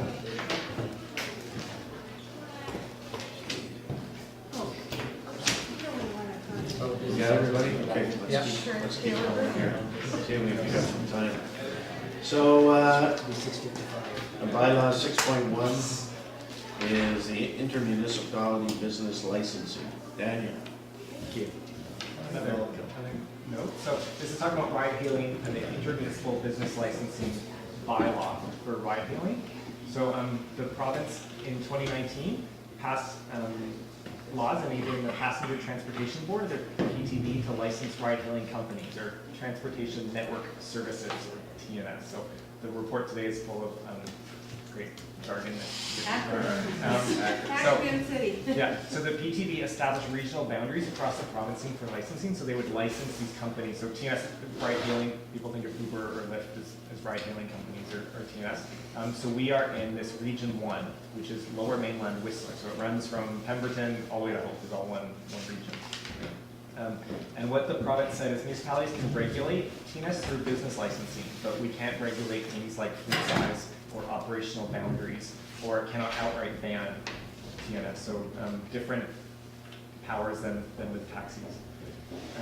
So Region 1 municipalities, including Bowen Island, established a working group in December of 2019 to develop an intermunicipal business license to allow TNS to operate across municipal boundaries. So trying to avoid the situation where somebody would have to get a license on Bowen and the North Shore and Vancouver and in every municipality to be able to drive across boundaries. And so myself and Tess Taylor, our business license inspector, were part of that working group. So working on an expedited process, the working group has prepared an intermunicipal business license to license TNS across the region. So 25 of the 32 eligible municipalities are taking this bylaw or have already introduced this bylaw to council. And the 7 remaining are 7 of the smaller municipalities. So what the IMBL license does is the City of Vancouver will be the licensing authority for the business licensing, and so the TNS will purchase their license directly from the City of Vancouver. The annual fee will be $150 per vehicle, with a lesser fee for zero emission vehicles, and for wheelchair accessible vehicles won't pay that fee. And companies will self-report monthly their number of vehicles and pay accordingly. Part of the provincial regulation is data collection and data provision to the province, and the province will be sharing that with the City of Vancouver in terms of number of vehicles, but also pick-up and drop-offs. So the revenue will first be used to cover expenses incurred by the City of Vancouver. So they've estimated $140,000 in 2020, which is expected to decrease once it's been set up. So the revenue will then, additional revenue beyond that $140,000 will be shared between participating municipalities based on the regional share of pickup and drop-off. So I've said in the report we don't anticipate any significant revenue for Bowen Island as part of that. And so the bylaws that are before you, bylaw 506 is to enter into an agreement for the intermunicipal business licensing, and then bylaw 507 then outlines the regulations for that business license itself. The business licensing is to come into effect April 1st or upon adoption by each municipality in that municipality. So if we adopt later than April 1st, that's when it would come into effect for us. But the content of the bylaws must be identical across municipalities. This was stressed very heavily to us, is that the bylaws all have to have the same content across all the municipalities. It should be the same, so we can't tweak it based on our desires. But what they have said is that they, like these bylaws were developed very quickly for their complexity, and so they've asked if council's note amendments would be considered as part of an update. So they're looking at having this in place, given that ride-hailing companies are legal and some are licensed by the province, and then try to learn from that over the next few years. In terms of the bylaw adoption timing, so bylaws to regulate businesses must include an opportunity for the public to provide input that's in the community charter. So what staff recommend is to give first reading at this meeting and to give second and third reading at the March 23rd council meeting, and in that meantime advertise an opportunity for people to speak to those bylaws at that meeting. And then we would look at either potentially scheduling a special council meeting. We look at potentially March 30th to adopt them ahead of April 1st, or we would adopt it at our next meeting, the April 14th meeting, and we would just be late in terms of joining the intermunicipal business licensing program. So the recommendation before you is a council improvement principle that our participation in that business licensing provide billing, and to give the 2 bylaws at first reading, and direct staff to advertise council's intention to adopt bylaws regulating business and invite comment on the proposed bylaws. Can someone shut the outside door? We'll see what's happening. You can see whether we're getting a motorcycle running through the front door. So moved. Yeah. Nobody had any questions on the bylaw? No. You read the amended one that was in the on-table package, good. Further discussion? So I moved, dated second. Yeah. Okay, no further discussion, all in favor? Thank you. So we moved the whole package. Thank you. And Daniel, did you know that Tess was actually at the meeting, so it isn't that we just got something Yeah. that's sort of handed down to the floor.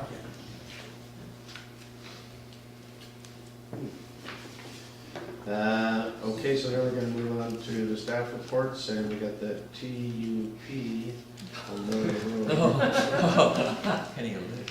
Jennifer Peters. There's a Definitely different down. Yeah, I know that.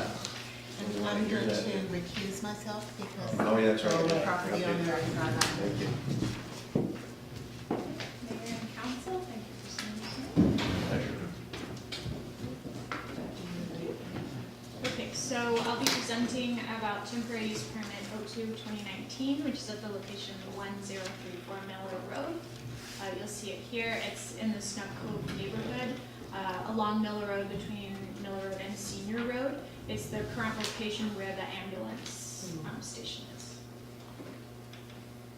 Here's the existing building as seen from Miller Road on the left, and then on the right you can see the facade that faces towards Senior Road, and then also the side facade because there's an entrance there. You see a little door. So there's two entrances to the use that is relevant to this temporary use permit, and those two entrances are facing Senior Road and then that smaller door on the side. The facade that you see facing Miller Road on the left does not have any indication of this use that the permit is for. So the permit is for an insurance office that currently operates within the building. It has previously been there as a home occupation use. And so this building has the ambulance and associated offices, the insurance office, and a residence. So in the past, the owner of the insurance office lived on site, therefore it was a home occupation. At this time, the owner has moved off-site and rents out the residential unit, and therefore they require some kind of a permit, or else they will need to move the insurance offices I don't to think another the location. owner of the insurance office is the same as the owner of the building anymore. As far as the building ownership, I'm not sure, but No. they're renting out the Yeah, but she doesn't operate the insurance. yeah. So the person that owns the insurance company does not live on site. No. That's what I'm saying.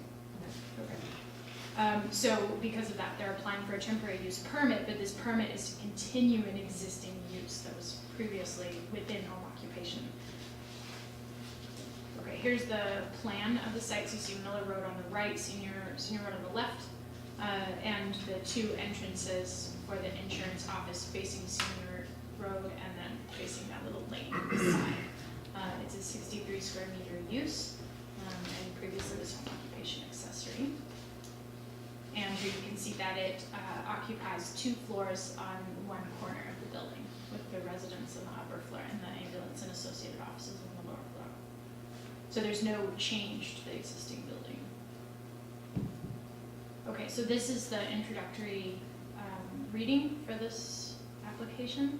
So we're looking for notice to add general services as a primary use for the temporary use permit at this location. I'll make that motion. Sure, I'll second it. Can I just ask a quick question? Yeah. Why temporary use for that? Because this will be Yeah. ongoing, right? So it's similar to other temporary use permits where we want to make sure that this use is going to work even without without it being a home occupation without the person on site. So if that is working over time, the intent would be that they would then apply for more permanent rezoning. So it's a bit of a test to see if. Exactly. Okay.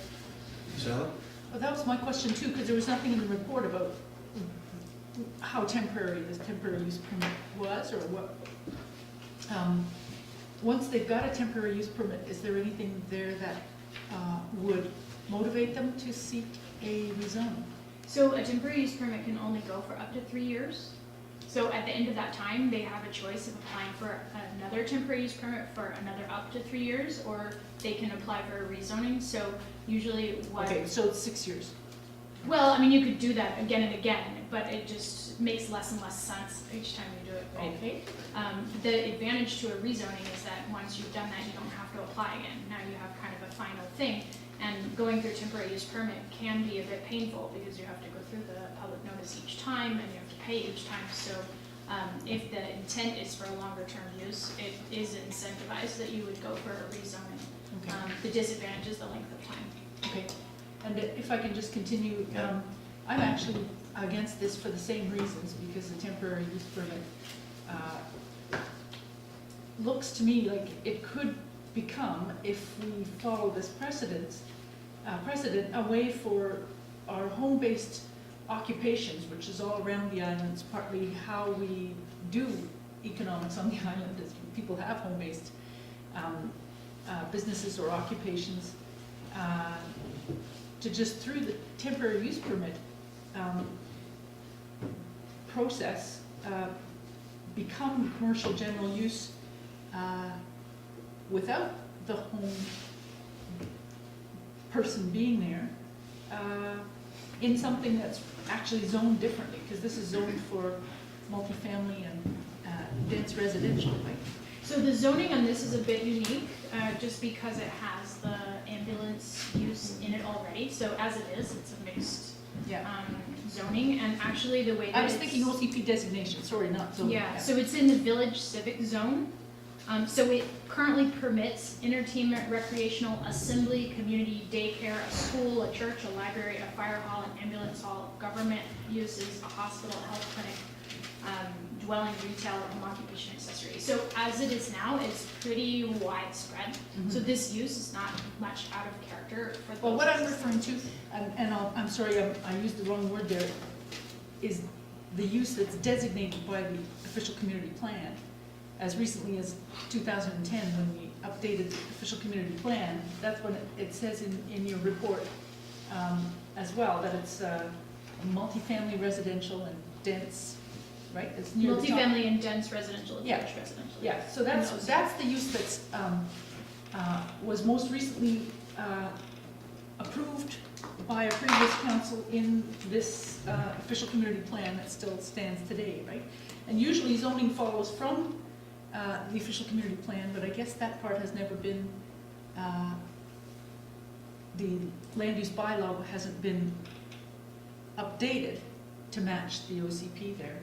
And I just see it as a kind of workaround for a home-based business to exist, except without the home-based part. And I think that sets a bad precedent for the whole island when you just move out and your use continues. So I would like to hear what other people have to think about this, but I don't like the temporary use Sorry, for let's the go to same Daniel reason. first for clarification. Yeah, I was going to speak to part of the rationale for the temporary use. So at the same time we received this application, and we, through the business licensing program, we learned that the use wasn't permitted in this site, was when we were looking at, and currently are still, a review of Melmore Road properties. So one, in terms of looking at what's the long-term, desired direction of this stretch of properties, and at the same time, we've been talking with the medical clinic, who's looking at potentially operating, looking for that ambulance station to move across the street into that complex, and thinking, maybe it's not the best time to think about a permanent change to the zoning on this property, when we might want to either change the entire Miller, or the ambulance station may be moving, and we may want to think about what's the long-term future of that site. So in that way, we felt the temporary use was appropriate. So okay, it's continued there, to continue to exist there, but not make a permanent change to it until we have a direction for all of Miller. Thank you, that's helpful. Because I was going, why would we do a temporary use permit when it's laid out what a temporary use permit can be? But that's very helpful, thank you. Yeah, that's a good idea. So Daniel made the point that I was going to make, is that he's looking at rezoning this whole Miller Road area. But I would also say that the uses that are in that building right now are important uses. Yes, they are. They're important uses, and this is the core of our village, where you would have a mix of commercial, residential, and institutional rental and ownership. So to wherever Daniel takes us, I would want to see mixed use as part of it, and whether the person lives in and owns the insurance office, or doesn't make any difference to me. We want it in the neighborhood. So. I was only going, the principle of the thing is the temporary use permit, as we just talked about in the previous one, so that's what I was exploring. So I voted in favor. Thanks, Dave. Rob? No, I'm good. You have it? Yeah. Okay, I'll ask a question, all in favor? Okay, that is. I'm going to be in favor. In favor, Maureen? Okay, so it's unanimous. Yeah, I think it's good enough to have a holistic. You can ask Maureen back in. So Well, now I understand. yeah. Yes. Seeing a TUP right after this didn't exactly. Unfortunate timing. Yeah, which is absolutely so not your fault. Yeah. All right, thank you. Thanks, Ken. Okay, we're going to move on to reports of committees, Chow and commissions, Transportation Advisory Committee. Read the 2020 work plan. Councillor Hawkins. Right, so this is from the transportation plan that was 2 years ago, was it? Anyway, this is sort of the next year, and it's all pulled from that. Allison sent me a bunch of corrections, and she's right for most of them, although I didn't understand one. The math was a little wrong, and it should add up to, Allison's number was three, sorry, I've got it right here. Yeah, I've got the notes, Allison, it should add up to, okay, now I can't find it. But Allison can fix it. It should have a slightly different number, 332,400, I think it is. Also, we have in there The 782 is, we have in there the, our old position rather than our director, engineering director, public works manager. So there's a few mistakes that are dragged over from the past that are in there. But generally, this is what you've all seen before brought forward. And obviously, these big numbers, we're not approving these big numbers right now. That those would come forward as a... One by one. Yeah, one by one. Dave, is it fair to say you've taken this, updated, washed it, and it's now you put it back into its place? It's Yeah. kind of clean. Fine, thank you. okay, so the revised numbers on the first page. Yeah. The 782,500 should be 832,000. 400 or 500. 500. Yeah. And the municipal funding is 235,250. Yeah, so Allison's correct. I did the And math. then, Sorry, what page you on? The very first page of the work plan. It has a Sheet one. summary at the bottom. It doesn't have. Oh, I see, Yeah. that's what it is, okay. And then there's some discrepancies in the detail in the summary, so it's not applicable for funding, and then the worksheets say there's potential funding, so that doesn't make sense. But the motion says that council approve the transportation advisory work plan, and the work plan's got a whole bunch of dollars, and we're not referring it to the 2020 budget process? Oh, sure, sorry. Yeah. Well, I took it that the work plan has always been subject to the budget. Exactly. Yeah. We've been being told you approved the work plan, Yeah. so we're going ahead. No. I mean, obviously, we're not going to agree to spend Well, then $726,000. Right. can we add the motion and refer it to the 2020 Sure. budget process? Then I accept Allison's suggestion. Yeah. I just assumed that was already. I made the same mistake. Yeah. There was a bunch of big tax checks that you just...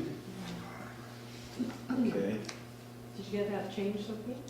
Yeah, so we're just adding that on to the end? Yeah. Okay, yeah, I think that's fine. And refer to the 2020 budget. So I'll move the amended, if I can now find, where am I? Here I am. Council, Do you want me to read the resolution? I've got it sitting here. Okay, the council approved the Transportation Advisory Committee's 2020 work plan as amended at the March 9th, 2020 regular council agenda, and that it be referred to the budget process, is that how? Yeah. 2020. The 2020 budget process. I'll second that. Any further discussion? All in favor? Thank you. Allison? Opposed? Opposed? I don't approve of Councilor the work Morrison? plan. Opposition? Oh, wow, we're moving along. That happens. New business, update to council on Metro Vancouver. No, I don't have any. Oh, you do it, thank No, you. nothing new. Update to council on the island's trust business. Just a Sort of couple, fast. just a couple of things. We had Mayor Ander, Trustee Kale, and myself met last week with the executive committee of the Islands Trust, of which I'm also one, so I had two hats. Raj, our Director of Finance, came, and the CAO of Islands Trust, Russ Zimpeller, was there, and we had provided a minute taker as well, and our equivalent of a financial officer was there as well. And so we had a good discussion for a few hours, and we came out of it with, some good discussion about how we might work together, and I think we'll bring that forward as we go forward. Other Islands Trust news is that tomorrow morning, very early, both Trustee Kale and I are off to Salt Spring Island for the next Trust Council, and that's where the 26 members of that council will discuss and hopefully approve a budget that will fund our strategic plan, at which point it'll come here, so you know what we're working on for the rest of the term without the Islands Trust. And There's lots of things I could report on. One of the things we discussed at the meeting was how I always get this sort of 1 minute near the end of a meeting to talk about this, and maybe there's a better way, but we'll come forward with that at another time. Thank you.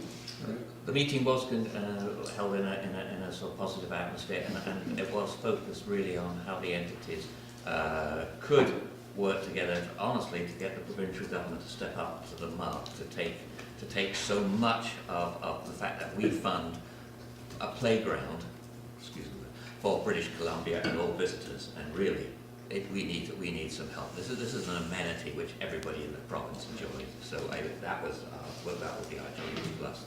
Now the only other thing is I've been working with Dennis.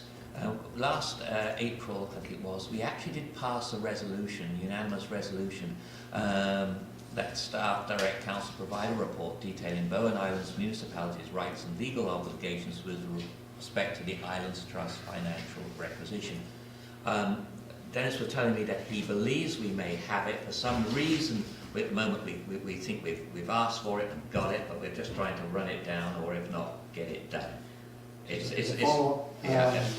Rogers is looking in his I looked collection in of my emails emails, and material. yeah. But I fired off an email to our lawyer and said, since April, this was the motion. Can you confirm whether you actually provided any opinion to us? And if he says yes, then we can get it again. If not, if he says no, then, well, it'll be a piece of work. So the short answer, we have followed up on it. Yeah, no, and I thank you for that, because that just ties up with everything else that went on towards the end of the year, I think, or when what didn't get done, so we just picked up on it. So, no, we're meeting in beautiful Salt Spring, Tuesday, Wednesday, Thursday. Lovely. Yeah. Okay, update council on Metro Vancouver Regional Parks. We will be meeting on this Wednesday, so I will have more to say at the next council meeting. Should probably mention Dennis and I have been trying to schedule an appointment with Jeff Fitzpatrick to see if we can make some progress in getting an update to the community on the work in the Davies orchard. Given that it's been well over a year since there's been any communication, public communication on that. Long time. It does seem like a long time, but no, it's been just a little over a year. Great. Thank you. And then back to you, Maureen, on the ferry refit community impacts. Is this the latest one that I've got? The one that you said, yeah. Yeah, I didn't change it. Yeah. How do I work this? I work on part plus this one? The one that this one goes forward, and then that's the. Do you want me to do my translate while you're getting it set up? Sure. Yeah. The biggest thing on the last one was the intermunicipal business license and getting that out. And the other major was they're transitioning to electric buses. And so we're putting all the ducks out there, and there's a plan to transition, and we need a lot of fence as well. As usual. How many years? 20 years? As the buses are going to be replaced, they're going to be, and we're looking because of the 2030 climate goals for Metro. Try to get a majority done before Yeah, 2030. yeah. Awesome. That's awesome. That's encouraging. Yeah. All right, Great. Maureen.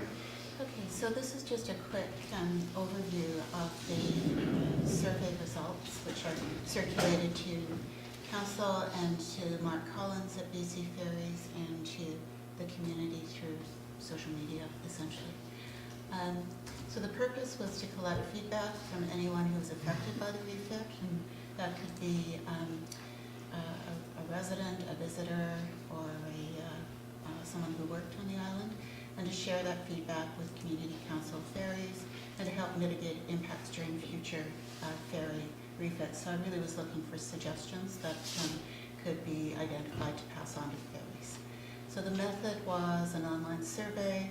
It was announced in the Undercurrent Facebook groups and forum. It was open for 2 weeks. It was accessible in the last week of the refit because I wanted I wanted it to be fresh in people's minds, and then the week following, my feeling was if we waited any longer than that, the feedback would not be as vibrant. There were 5 questions. Who are you? What was the other one? Affected your life? Yeah. What kind of impact did it have on your life? Describe that impact. An estimate of the number of hours lost, and then any additional comments. So there were 320 who responded, 308 were islanders, 95% indicated the refit had an impact, 65% indicating a great deal or a lot. This particular quote, I think, sums up the majority of the feedback. There were some comments that you just had to plan better, or were just a bunch of complainers.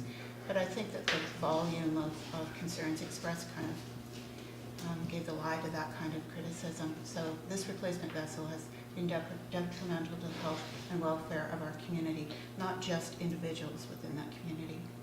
So the impacts in terms of health and well-being, people felt stressed, they felt stranded. There were lots of missed, late, delayed medical appointments, canceled programs for all sorts of purposes. There were number of problems with the medical assured loading. Home healthcare nurses who were having trouble getting back and forth on time and meeting their appointments, and unsafe conditions loading on the deck and offloading. So some of the quotes that underscore the health and welfare aspects. I'll just click through these. This one breaks my heart. Here's our home care nurse. Kids crying in the car because they're bored, getting home after bedtime because of multiple consecutive overloads, not even being able to get out of the car because you can't even open your doors. Yeah. It's a safety disaster waiting to happen. I mean, the upside of being squished on there, the staff did a really good job of getting as many people on board, but it did create safety issues. Yeah, absolutely. And then there's this poor gentleman who traveled, I think, pretty well every weekday, and was out in the rain and in the snow and in the middle of traffic. Yeah. The inconvenience impacts. People's schedules were disrupted. There was increased travel time, overcrowded vessel, inadequate seating area, no covered shelter on the deck. The porta potty was out of order. One member of the community took photographs every time the porta potty was out of order and sent them to me. I have quite a collection. Porta potty photos. Porta potty collection. And there was no concession. I mean, it's a short run, and it's an even shorter run when you're on the Queen. But the thing, that the Bowen Queen, the thing is that people might have been waiting in line for 2 hours to get on there. So the fact that there was no facilities was harmful. And I'll just click through these. The woman who's expressing concern about her son. This comment came up in a number of ways. The argument being that this is the time of year when there are the fewest passengers and vehicles, but at the same time, it's residents who are being affected by this. I like this one. Placing people in a confined space, a lineup, introducing anxiety, is there an overload, and competition, vying for space, are really strong negative psychological levers. In other words, the island feels like it's been losing its mind over 6 weeks. And someone who's considering moving away, and there were comments from some realtors about people who were coming over here to look at homes who chose to look elsewhere. In this comment, every single sailing is overloaded. There was I think it was in the undercurrent, a comment about the percentage of overloads in January. But my understanding, and this is outside the ticket booth, and my understanding is all those cars outside the ticket booth aren't considered overload cars. because they don't even pass the gate. So this is 8:20, and that's the lineup, and it goes all the way back, well past line of sight. So when we do get the overload figures for February, I think we really need to look at how they're counting those overloads, because this isn't getting captured to the best of my knowledge. I had something, at our ferry advisory committee, the last transportation meeting, Tyler Davenport was suggesting to try to get some better data. One of the interesting things would be to find out the time that it became overloaded. In other words, you know, how quickly, not just sort of gives you better information about the overload. If, you know, 15 minutes after the other ferry is gone, it's overloaded. Yeah. That really gives you that kind of information. They often do when you're waiting on underground. If you are overloaded, they will look at your ticket, and they will note. So I think that information. doing that the other day. Yeah, I think they are recording that information. I just don't think it's being passed on to us at any point.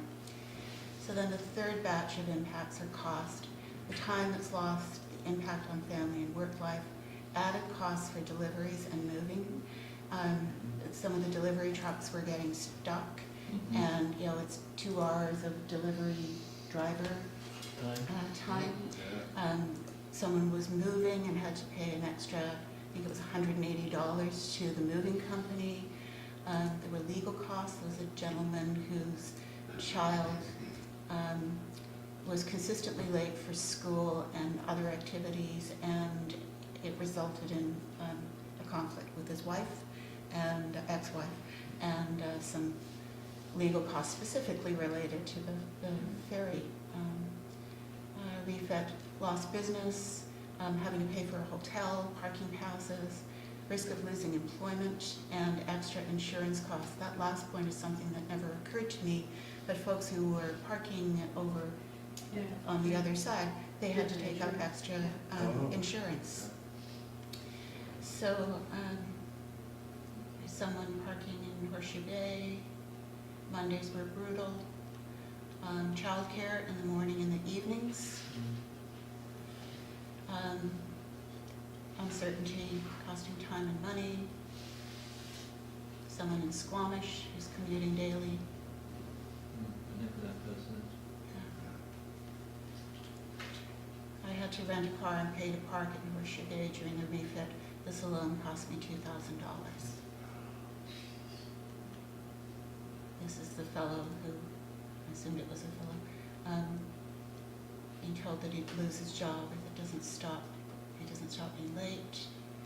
And there's Jewel, and somebody commenting, you know, just congratulating daily commuters, the ferry marshal, and to the ferry employees. And there were a lot of comments talking about how very difficult this has been for the on-the-ground staff. Sure, oh, yeah. Not fun. So I did a little exercise. I was trying to figure out if we wanted to quantify in some way the time lost. And the last time we had a refit and I got annoyed, I sent a bill to BC Ferries, and they never paid it, but it was very therapeutic and drew attention to some issues. So this time around, I had a lot more responses to work with. So what I did was I figured out the, what did I do? I took the midpoint of each of those ranges and I developed a weighted average, and the weighted average ended up being 34 hours per respondent. And then I picked an hourly rate if each of those hours was $25 and there were 304 respondents. The financial impact is $258,400. And that is, I mean, you could probably go about this is just an example, you could go about this in a variety of ways, but it just gives some sense of the overall economic impact, just in terms of time. And then when you factor in the parking, the childcare, the accommodation, the wages, the lost business opportunities, and so on, it's significantly more than that. And I don't think BC Ferries appreciates this kind of impact on a community. So I put together a list of what Islanders did to cope. They used the HOV option, and I think that I was looking for something that would be a takeaway in the same way that Peter's bus was a takeaway from a prior refit, and more use of the water taxi was a takeaway and implemented. This time around, the HOV option, I think, is something that they could continue, or at least explore continuing with it.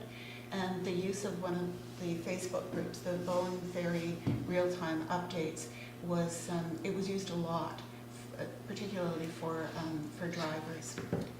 So some suggestions for what BC Ferries could do. Insisting that we don't get the Bowen Queen is one approach, but another approach is to ensure that any replacement vessels have a capacity comparable to the Queen of Capilano, and focusing on capacity rather than don't give us that boat, I think is probably... I thought they were jumping it. They are. Yeah, yes, Yeah, they told us that last time, Yeah. Mary, but yeah. No, seriously, it's Yeah. going That would be very good, because that would mean that they wouldn't have it as an option. There were suggestions around speeding up the refit. You know, if a cruise ship can get refitted in 2 months, why does it take 6 weeks to refit the Queen of Capilano with absolutely no visible change this time around? To provide better accommodations for people with mobility issues, to provide accessible washrooms for those in line. So on this side, when the lineup is way to the very back of the ferry lineup, there is no washroom. And that would have been something that could have been done, you know, in response to this situation that we were finding ourselves in.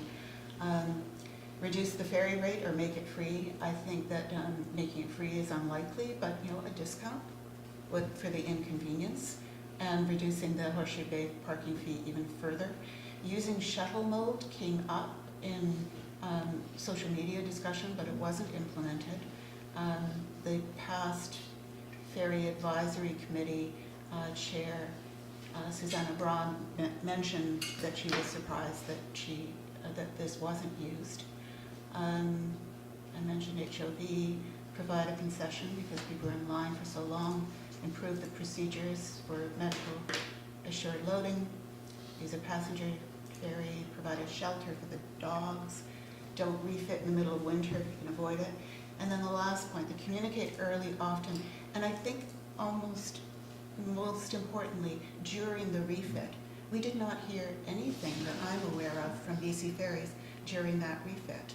And What did you want to hear from? Just how it's Halfway going? done? what's going on? Yeah. Is it back early? Is it on track?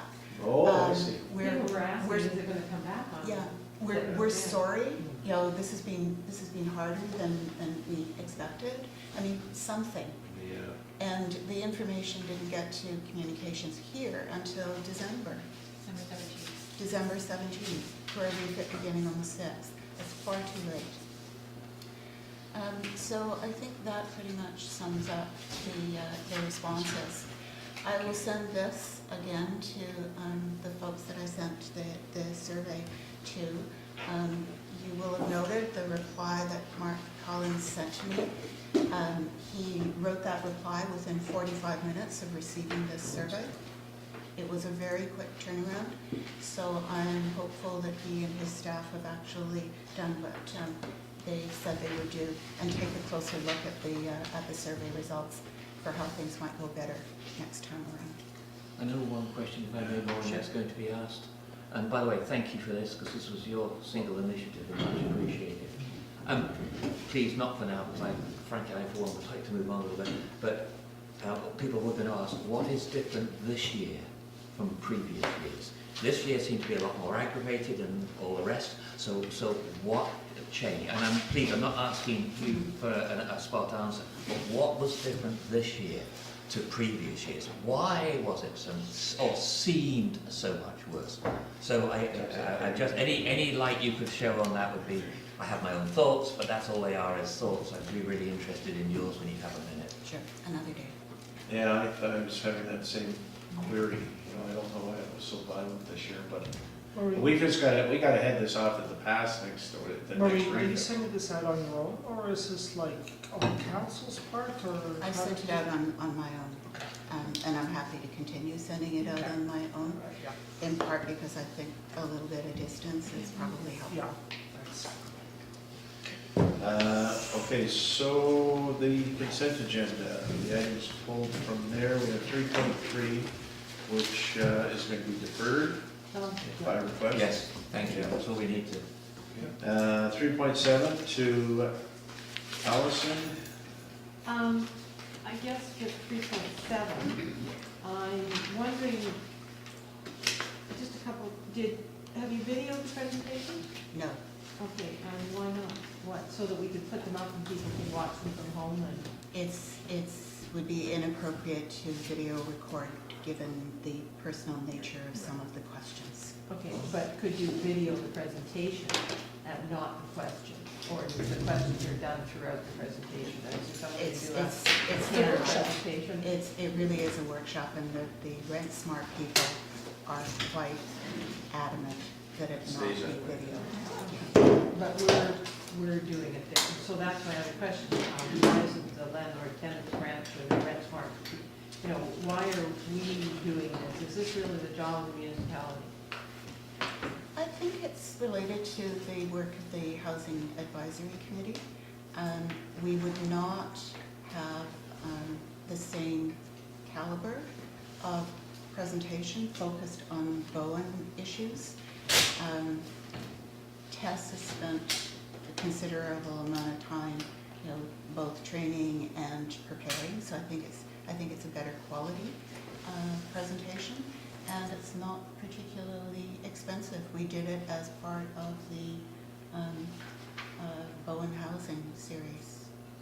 Yeah. So then the recommendation itself, first was that council receive an information report on the 2019.